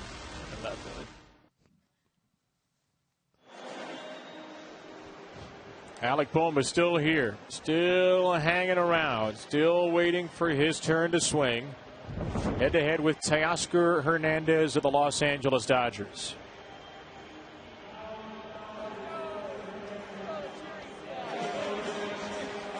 One of his 3 home runs in the first 18 pitches in 90 seconds. So he and Dino Ebel are a little off the pace right here. They ended at 35 of the 40 pitches in the first round, and they don't look like they're going to get to 40 here unless the pace is severely picked up. But Hernandez with a demolition on the second swing out of the timeout, and a laser beam to left field a little bit short. He's at 4. Remember, Teo had 5 pitches left in his first round. He's got the slowest pace of all the hitters. 108-23, right into the teeth of the nitro zone. It'll be a homer. How about 109-22 on the launch angle for Hernandez? And he really has been kind of an underrated hitter in general because he strikes out a ton, but in a situation like this, 93rd percentile in barrel rate, the perfect combination of exit velocity and launch angle. It's a really powerful hitter. And he is barreling, and he is barreling some more. Hernandez, another barrel ball. Could comfortably get down Niagara Falls at this point. Right in the middle of the plate. 24 degrees of launch angle. It is tattooed. It is gone. He's at 11. Here comes Hernandez. Here comes Ebel. That pitch is going to get him out of the box. Pretty consistent again. The delivery from Dino Ebel. 6 pitches to go. That ball is absolutely massacred by Hernandez. Up to a dozen. To get a couple more pitches in, he has 3 to go. He won't get all 3. He should get 2. He drives this one, and Dino gets it off in time, but it ends up a ground ball. Another late surge. 3 before the timeout, 10 after, and Hernandez once again hits 13 in the opening 3 minutes, as he did in the first round. He did a really nice job, especially when Dino Ebel was able to hit that spot that he likes, middle in. Teoscar Hernandez, as he got into that rhythm, 10 in the second round. Remember, he tied for the most in the bonus round. He had 6. If he can do that, he advances. Yeah, he's got about a third of all of the 425-foot home runs tonight just to himself. So if I'm picking anybody to be able to do it, you get one here to get that extra out. It's going to be him. 19 425-foot home runs tonight. 1 this year. 39 career for Teoscar. So he hasn't really shown off the power in the regular season. And he's hanging out with Vladimir Guerrero Jr., his former teammate, last year's home run derby winner, who was here for the show. Those two formed a powerful middle of the order with the Blue Jays for a couple of years. And now Hernandez trying to follow in his former teammates' footsteps. 13 home runs, 3 outs in the bonus round, 1 additional out with a 425-foot homer. And how about that? It's 19 of the 32 tonight that have gone 425 plus. And one of the furthest came the first pitch of the bonus round. I mean, he just annihilated it. Alec Boehm waiting, the #1 seed, after hitting 21 in the opening round. There's the first out. Was in the nitro zone too. Can't feel good with 13, right? Leaving that for Boehm. I think the most interesting thing is how long Boehm's been sitting there. Yeah. It's been almost 2 hours. He's the first to go. He'll be the last in this round. There's the first. He had 6 in the bonus round. In the opening round, he's the first player to hit a bonus round home run in the semis after Whit Ramirez went 0 for. 31-year-old Hernandez taking all the way. A little bit too high there. He has 1 out remaining because the home run he hit did not travel 425 feet.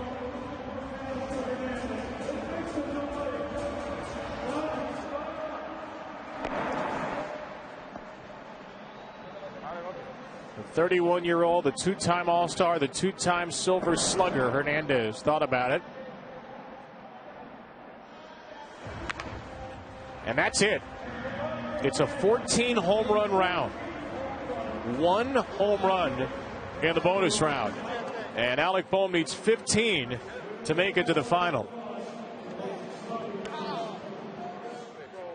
We've seen 1 home run in the bonus round between the 3 hitters in the semis.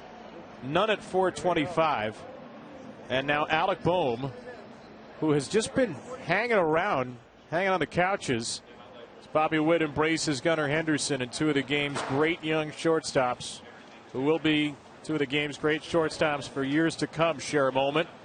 Bobby Witt Jr. waiting to see if he'll face a Dodger or a Philly in the final. Look how short this bat path is. We talked about how long Teoscar Hernandez. Look at this. I mean, this is right to the ball. Big reason why Boehm wants it up and in. And if you're going to hit those pitches out, you got to get right to them. You don't need that long backswing.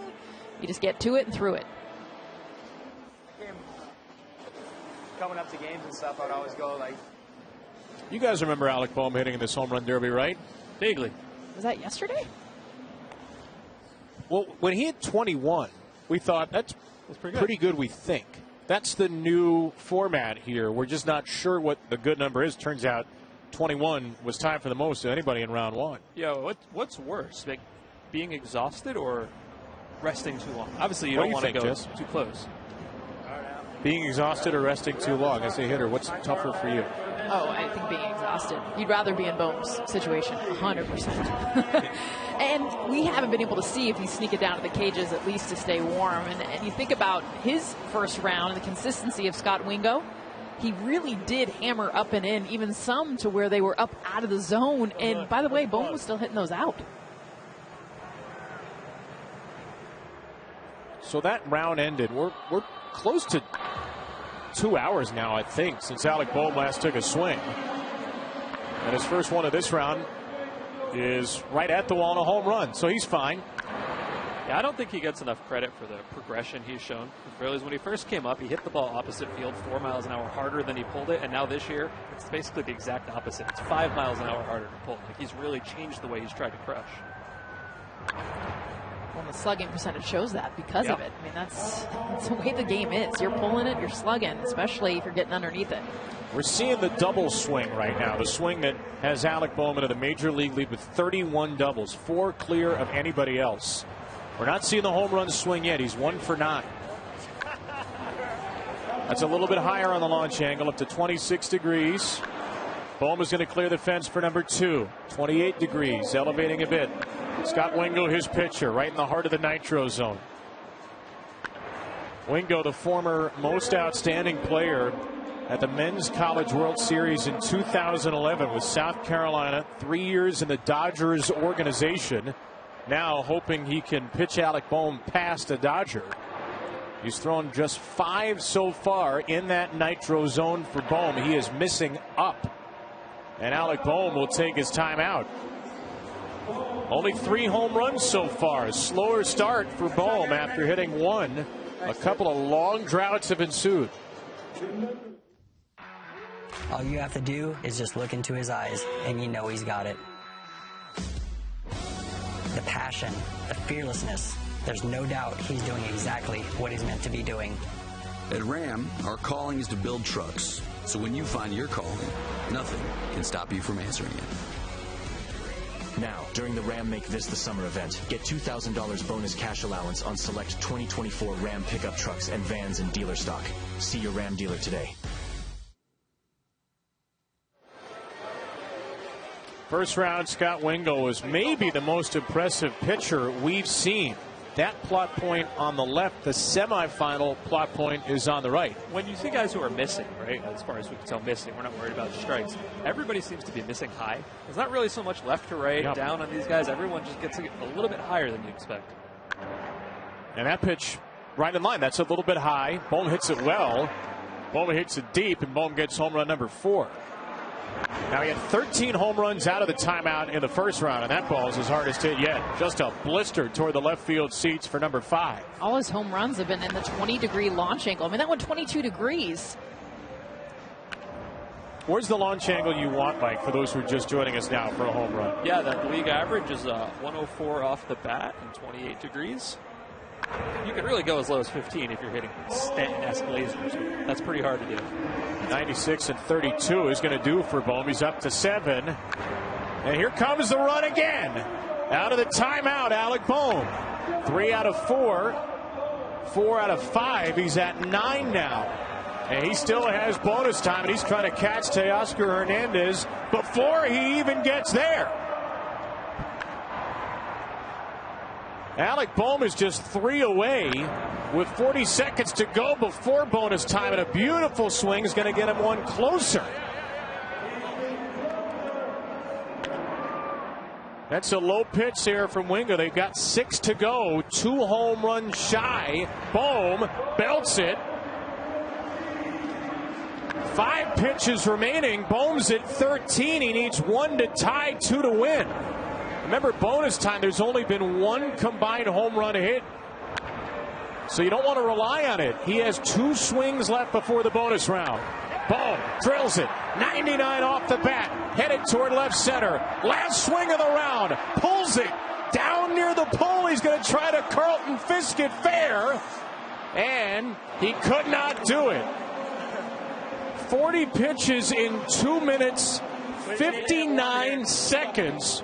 Perfectly paced by Bohm and Wingo.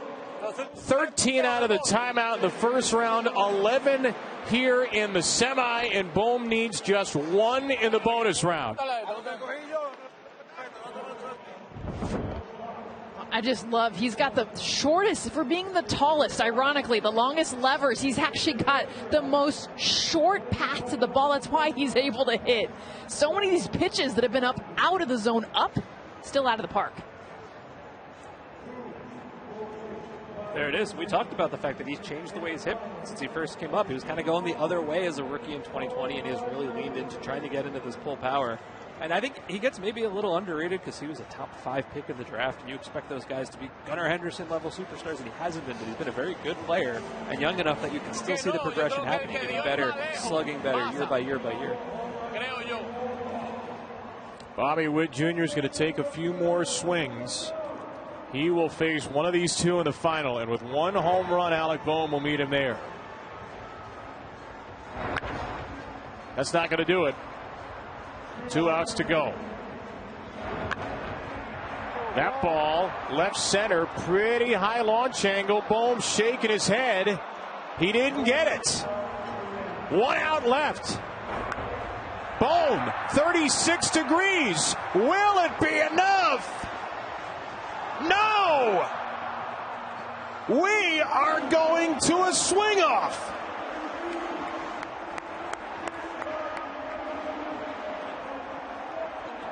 Alec Bohm goes 0 for 3, swinging quickly in the bonus round. And Bohm and Teoscar Hernandez will go mano a mano for the right to advance to the final. The bonus round of death strikes again in the semis. Only one batter, that was Teoscar Hernandez, hit a single home run in the bonus round, and that single home run is enough.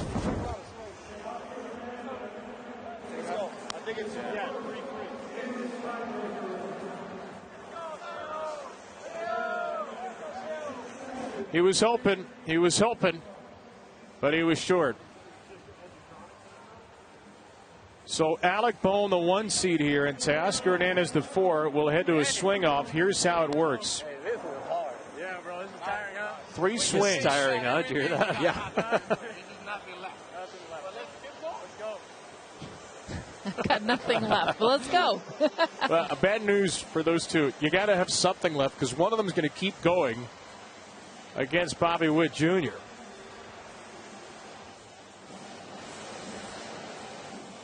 Hard to believe that we had 1 home run in the bonus. What do you make of that? 1 home run between 4 batters in the bonus round in the semis. I think we need 2 minutes instead of 3 minutes, 25 pitches, so that when they get to the second round and it's that bonus round, they've got something left. And right now, there's very little left. In fact, Bohm, those are good swings. He's just tired. So 3 swings per batter. 1 home run, 13 swings in the bonus round for the 4 semifinal participants combined. What a fascinating, unusual home run derby this has been, and it is not over. Bobby Witt Jr. awaiting the winner of this swing off, and the winner of this swing off is going to have to find something in the tank. The Nitro Zone, middle end. Dino Ebel, Dodgers third base coach. Teoscar Hernandez pulls it foul. There's the first out on the first swing. Hernandez, a 1-year deal with the Dodgers. He's rebounded brilliantly from a tough year with Seattle. Second most home runs, one of the best lineups in baseball, only behind Shohei Ohtani. And Hernandez unloads, and that ball is way out of here. Second deck power from Teoscar. 1 swing remaining.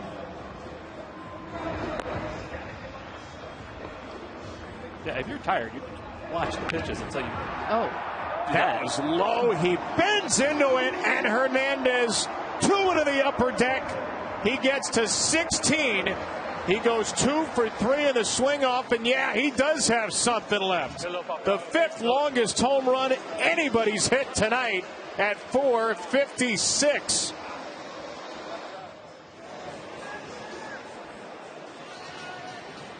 So Alec Bohm needs 2 to send it to a second swing off, or 3 to end it right here.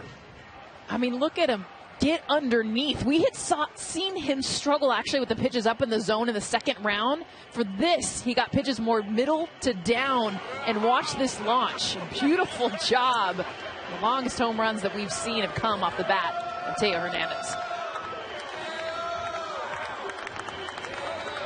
He probably thought he was done for. Bohm was at his number right at the end of regulation. Pulled that last swing just foul. Goes 0 for 3 in the bonus round. And now Alec Bohm's going to need at least 2 with 3 swings to go.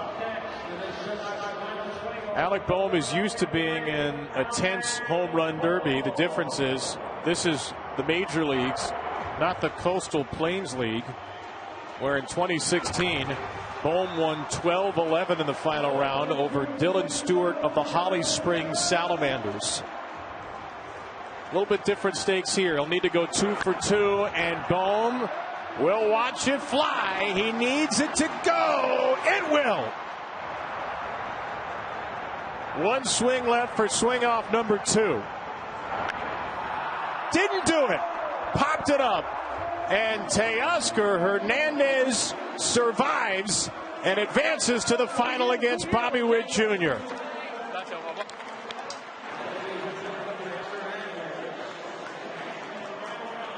Well, Alec Bohm was the least talked about player going into this Derby. He was by far the biggest underdog. I think he surprised us all by getting this far, and even though it's not a win, it's a great showcase for one of the game's more underrated players. Yeah, there were sneaky signs there was a power break out there. He talked this spring where he said, I think I have 30 home run power, which is kind of a big claim to make. And you can see why tonight. There's real power in there, and you think maybe this is the kind of guy where the Derby helps unlock something even further, and he takes it into the rest of the season. But this was the swing that ultimately decided it. One of a couple of home runs in the bonus round for Teoscar Hernandez. Neither the Dodgers nor Royals have ever had a home run derby champion. That is about to change for one of these two franchises, lit up in blue. Lighting up the night sky in Texas, the charismatic Hernandez, the superstar Texan Witt. The finals are next. He's going to hit again? That's crazy. That was cruel. All his teammates left, except for maybe Glasnow, I think I saw. Glasnow's still there, yeah. Was I the only one? But everyone else left him. So confused by this? Yes. Okay.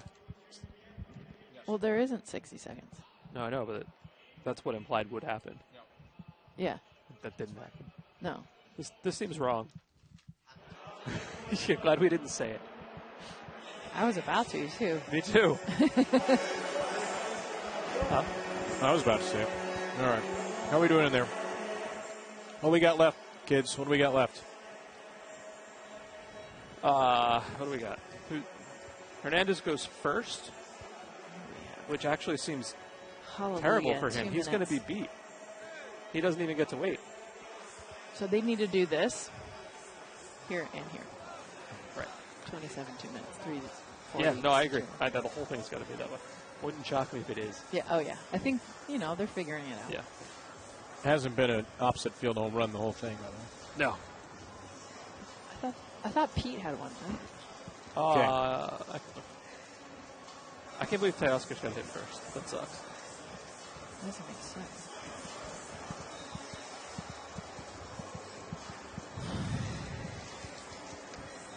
Good memory. Pete did have one. One what? Oppo. This is considered Oppo? No, but I don't know what you're looking at. It's Pete Alonso tonight. Oh, I got him over here.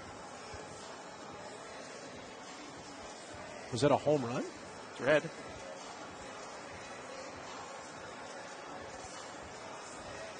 I mean, this is your website. You tell me. Some of I have been half paying attention to chatter. I think some of them didn't track. Okay, fair enough. So someone might have just plotted this for reasons. So can I say that there's been one, or should I not even bother saying? I don't remember it, but if Jess does, I believe her. I remember it. It barely cleared. Whose is this? So he totally changed. Can we can't overlay. Sorry. I was just like, can we overlay? Or side by side? Yeah. Very different. Tired is what. This is because it's more efficient. It's like, whew, in and out of the zone. Let's go. Is that your swing path? Oh my God! Of course he is. What? Oh, what? What'd you say? We'll see. What? You'll see. Okay, thanks, Andy. Got you. No, Andy. I already hate what this is about to be. I don't know if you're going to hate it or love it. Did you tell us the winner already? No. Just kidding. He told us the loser. No. And it's you. We've been here for a long time. I don't know. I'm starting to lose my mind a little bit. Come on, here we go. Oh, Jesus. Come on.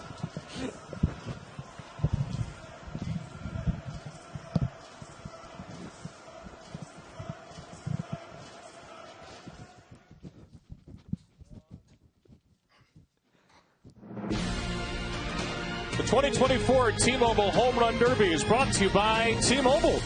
Swing into the future with the exclusive 5G innovation partner. of MLB. Let's swing into the final. Teoscar Hernandez, Bobby Witt Jr., head-to-head in Arlington, Texas. The Dodgers and the Royals. One of them will have their first home run derby champ in the 38th home run derby, and cruelly and unusually, Teoscar Hernandez will have to lead this off after winning a swing-off against Alec Bohm.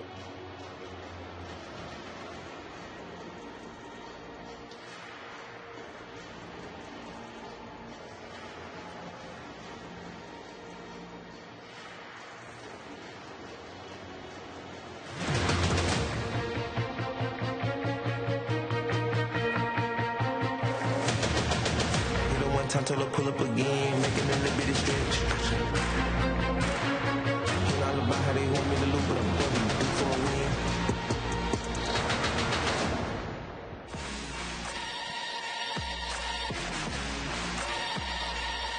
win. Ladies and gentlemen, now it's time for the final round of the T-Mobile Home Run Derby 2024. Facing off for the championship, let's meet the batters. First, with a T-Mobile Home Run Derby total of 35 home runs tonight, from the Los Angeles Dodgers, he is Teoscar Hernandez!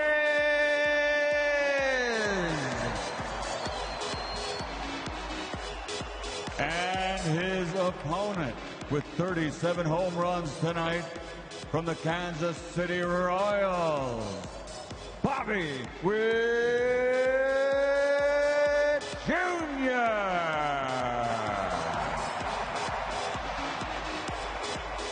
This is the moment we've all been waiting for, ladies and gentlemen. Baseball fans, are you ready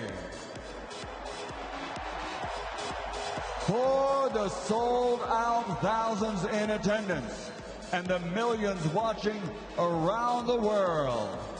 Ladies and gentlemen, let's get ready to rumble!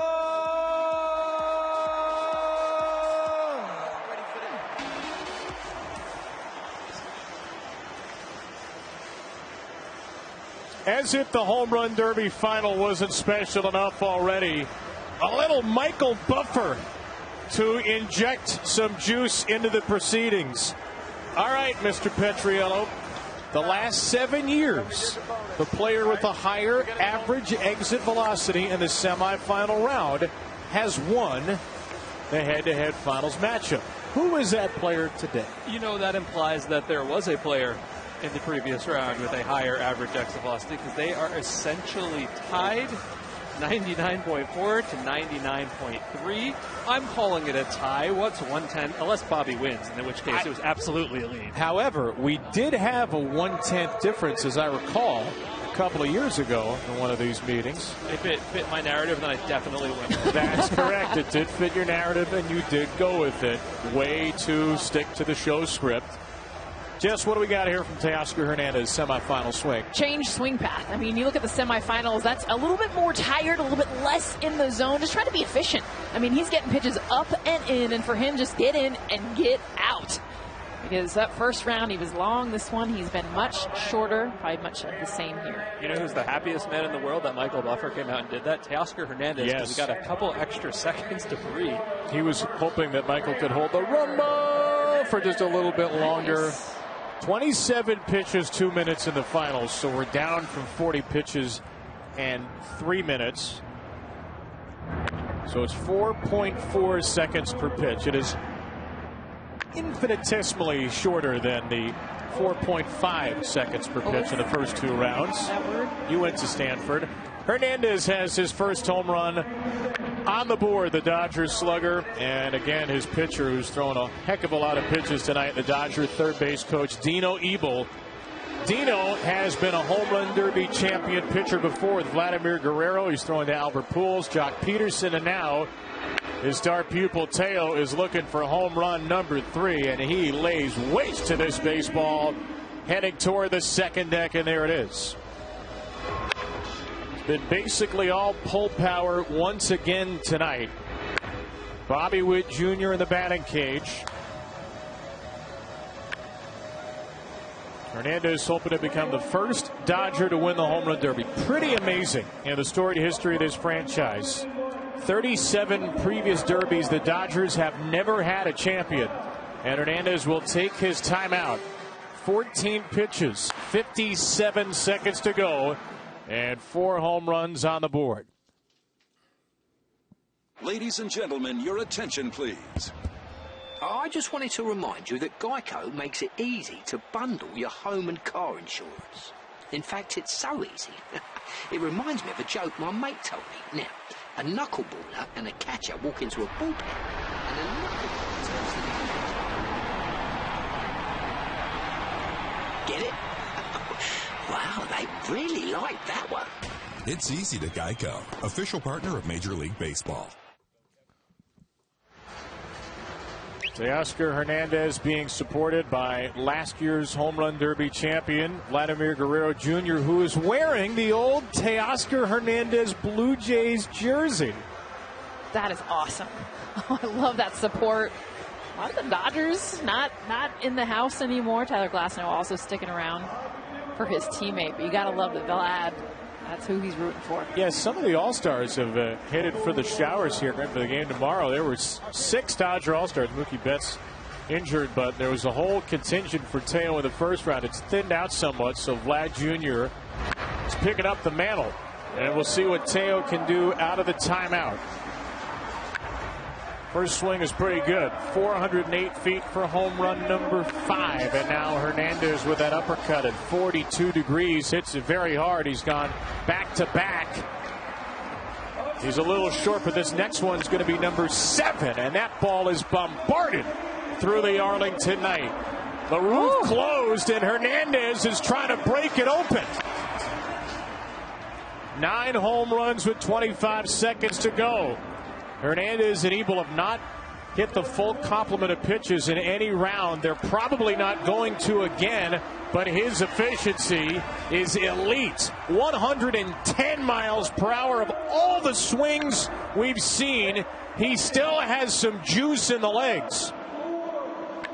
Hernandez pops it up. Ebel going to get one more on the plate, and it's 11 home runs in 2 minutes.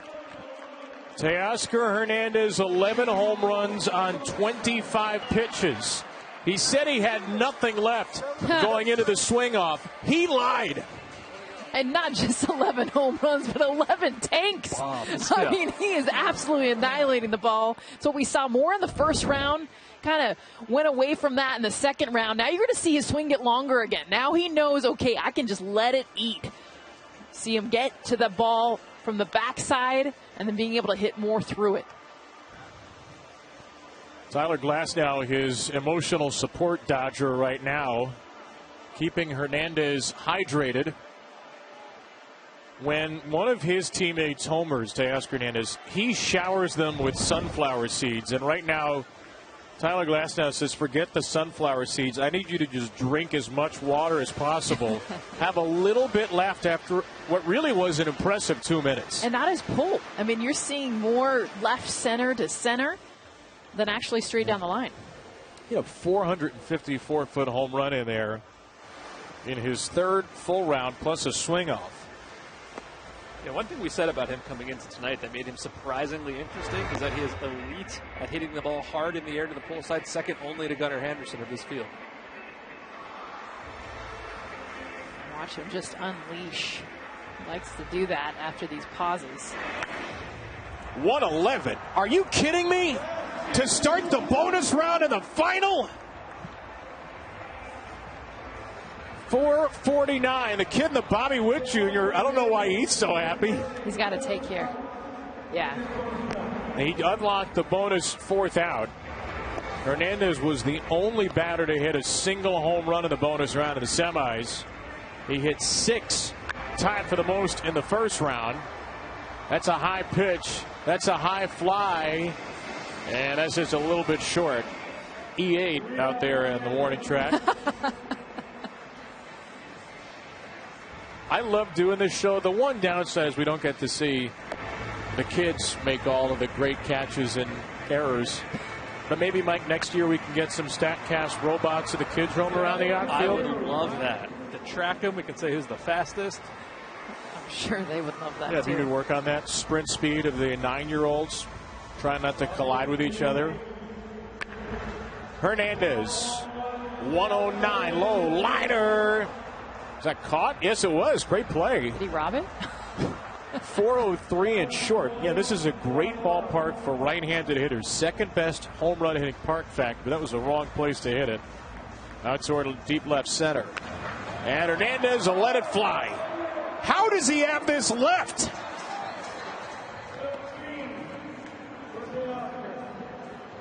That's 2 home runs here in the bonus round. 13 total. 108.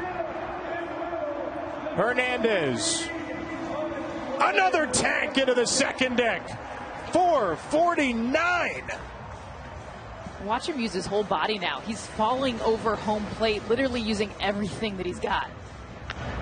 Every ounce of energy for Teoscar Hernandez, who turns a page after what looked like a tough semifinal round, wins a swing-off, and puts up 14 with 3 bonus round homers. He posts a score of 14. Bobby Witt Jr., game on.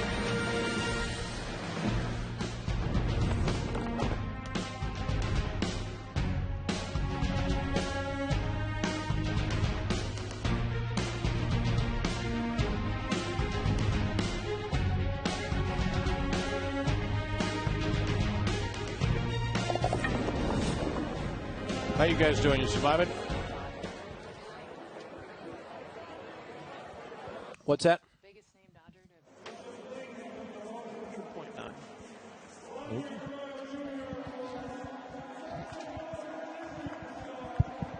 Kirk Gibson, did he ever do it? Derby? I don't know. I think I got a good Teo bit here. Cool. I mean, I guess I'm just like thinking historically. Dodgers are in the Derby. Yeah. Jock was a runner-up in 15. The biggest name, but that's not the biggest name. No. He had Muncy, Bellinger. I have the whole list right. Okay. Piazza. Piazza twice. Mondesi, Choi, Kemp, Puig.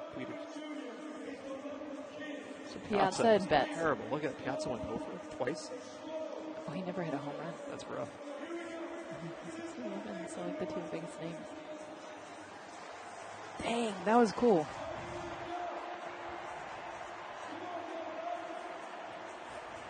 I do not remember Piazza going over. But I did see him hit a home run in the All-Star game when I was 16. It was awesome. He was my favorite player on this game. All-Star game where?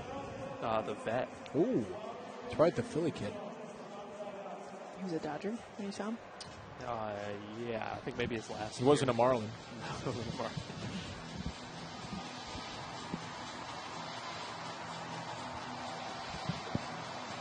Are they playing Du Hast? Yes, they are. I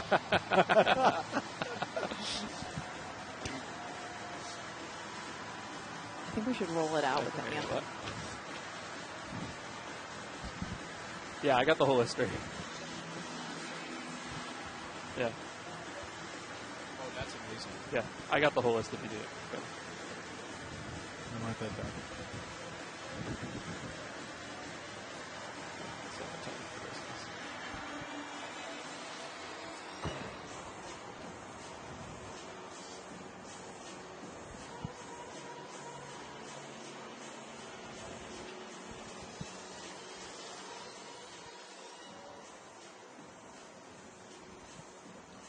Six years ago, Bobby Witt Jr. won the high school home run derby. Final score of that one, 8-7 over Reese Hines, who's hit about 100 home runs his first week of the bigs with the Reds. And Bobby's trying to win the Major League Home Run Derby in his first try, despite some rather tall tasks of some rather tall pitches. Well, and because of that, he's had a very even bat path. I mean, look at that direct shot. Get me to the ball, stay even. So that launch angle for him has actually been in the low 20s versus mid to high because of where the pitch location is. And then, of course, consistent straight down the left field line. A little bit to left center. So he's got a somewhat tall task here. I want to give you something about Teoscar Hernandez. It sounded like he looked like tired, right? He had his highest average exit velocity of his 3 rounds in the final round, 102.6, previously 99 and 100.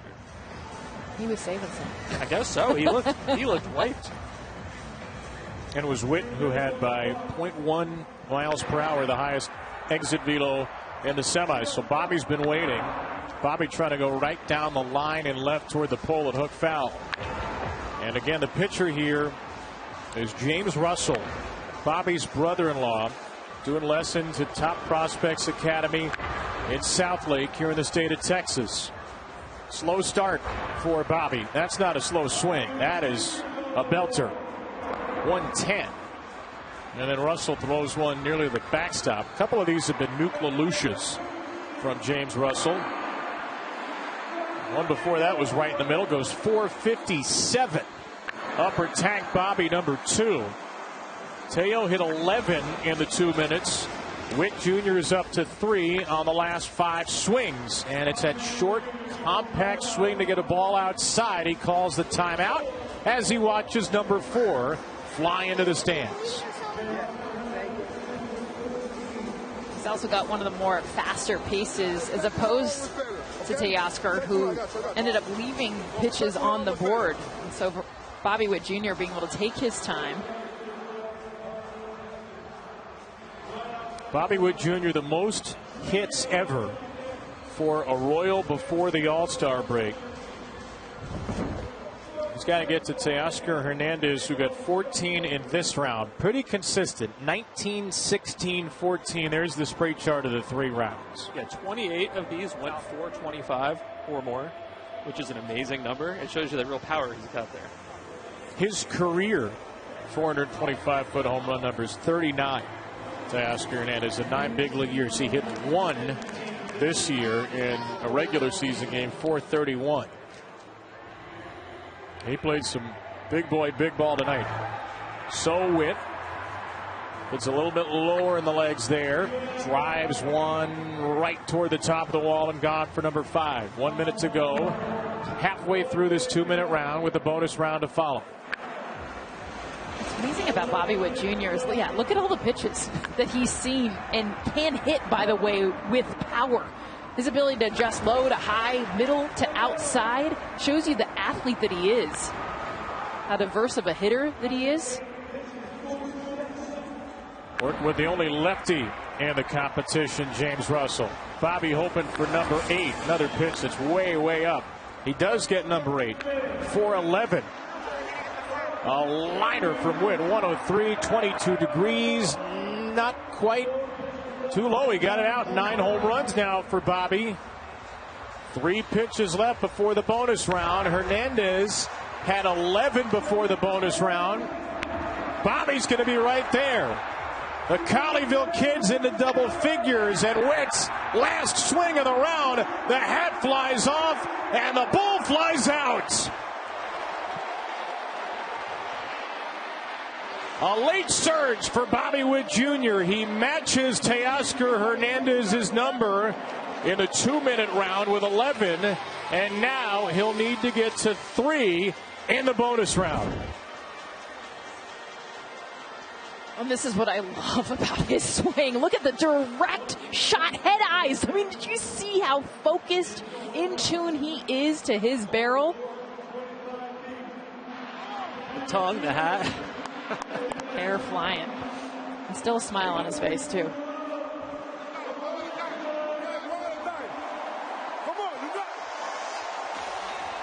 Get him, Salvi. Pumping him up.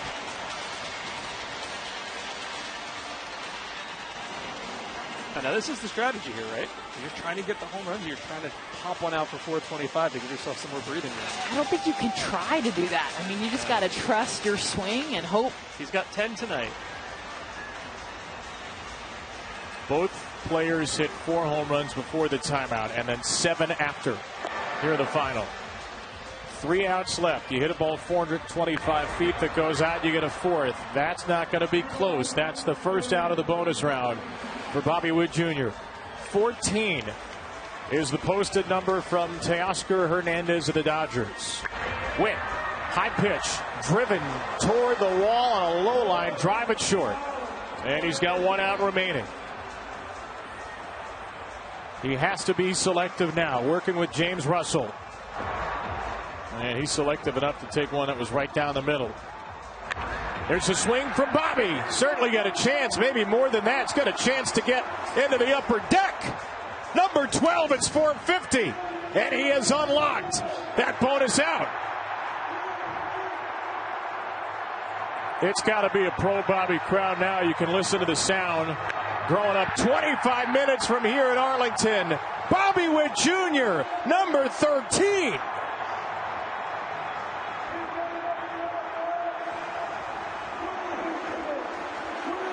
Two outs to get two homers. That's going to be foul. One out, one home run. Everything depends on the next swing. And there it is. It's a Bobby blast. It's on the way to center. It is just off the wall. He missed it by a couple of feet. And Teoscar Hernandez is the first Dodger Derby champion.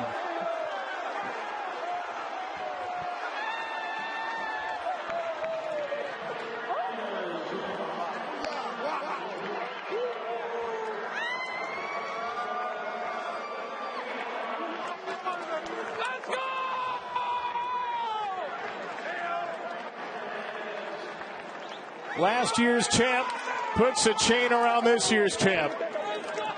And a couple of men wearing Hernandez jerseys embrace. In the 38th year of the Home Run Derby, the Los Angeles Dodgers finally have a champion. And it is the effervescent and energetic star of L.A., Teoscar Hernandez, who takes down Bobby Witt and gets a cold shower and $1 million for his troubles. I think what's the most impressive is that his best rounds, you mentioned it, the exit velocity came late. And this one's so close. I thought it was out. I jumped out of my seat. Too. Oh.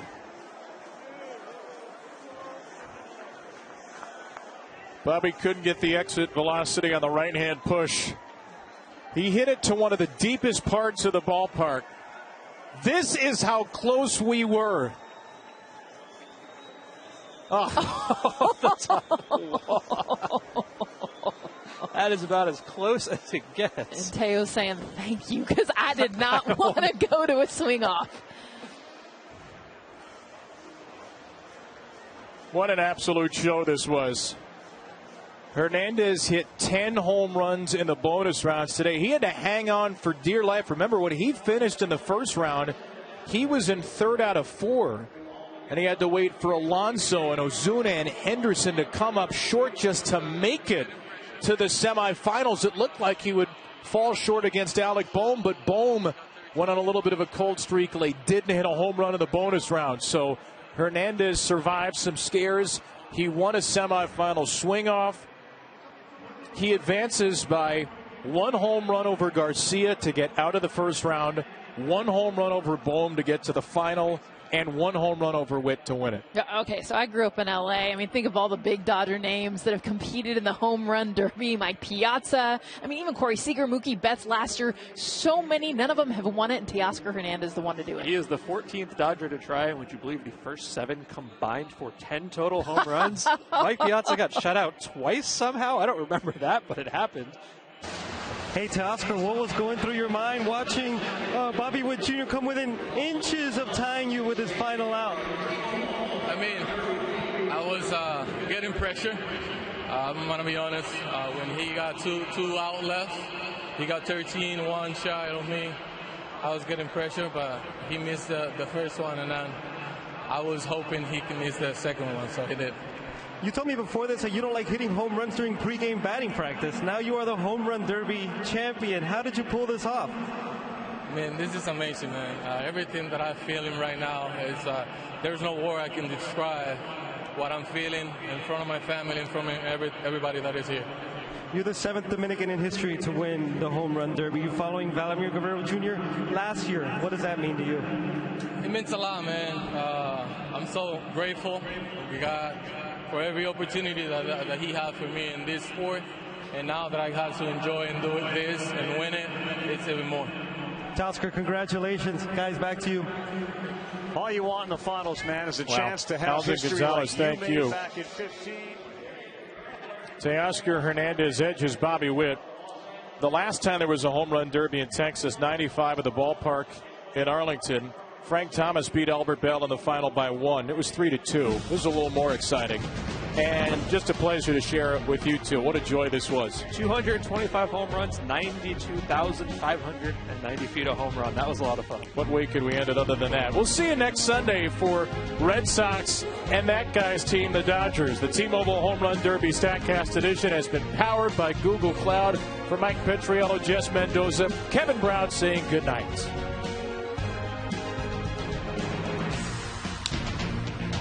There you go. Bad high five. Yeah, that was terrible. Andy, are you back from the future?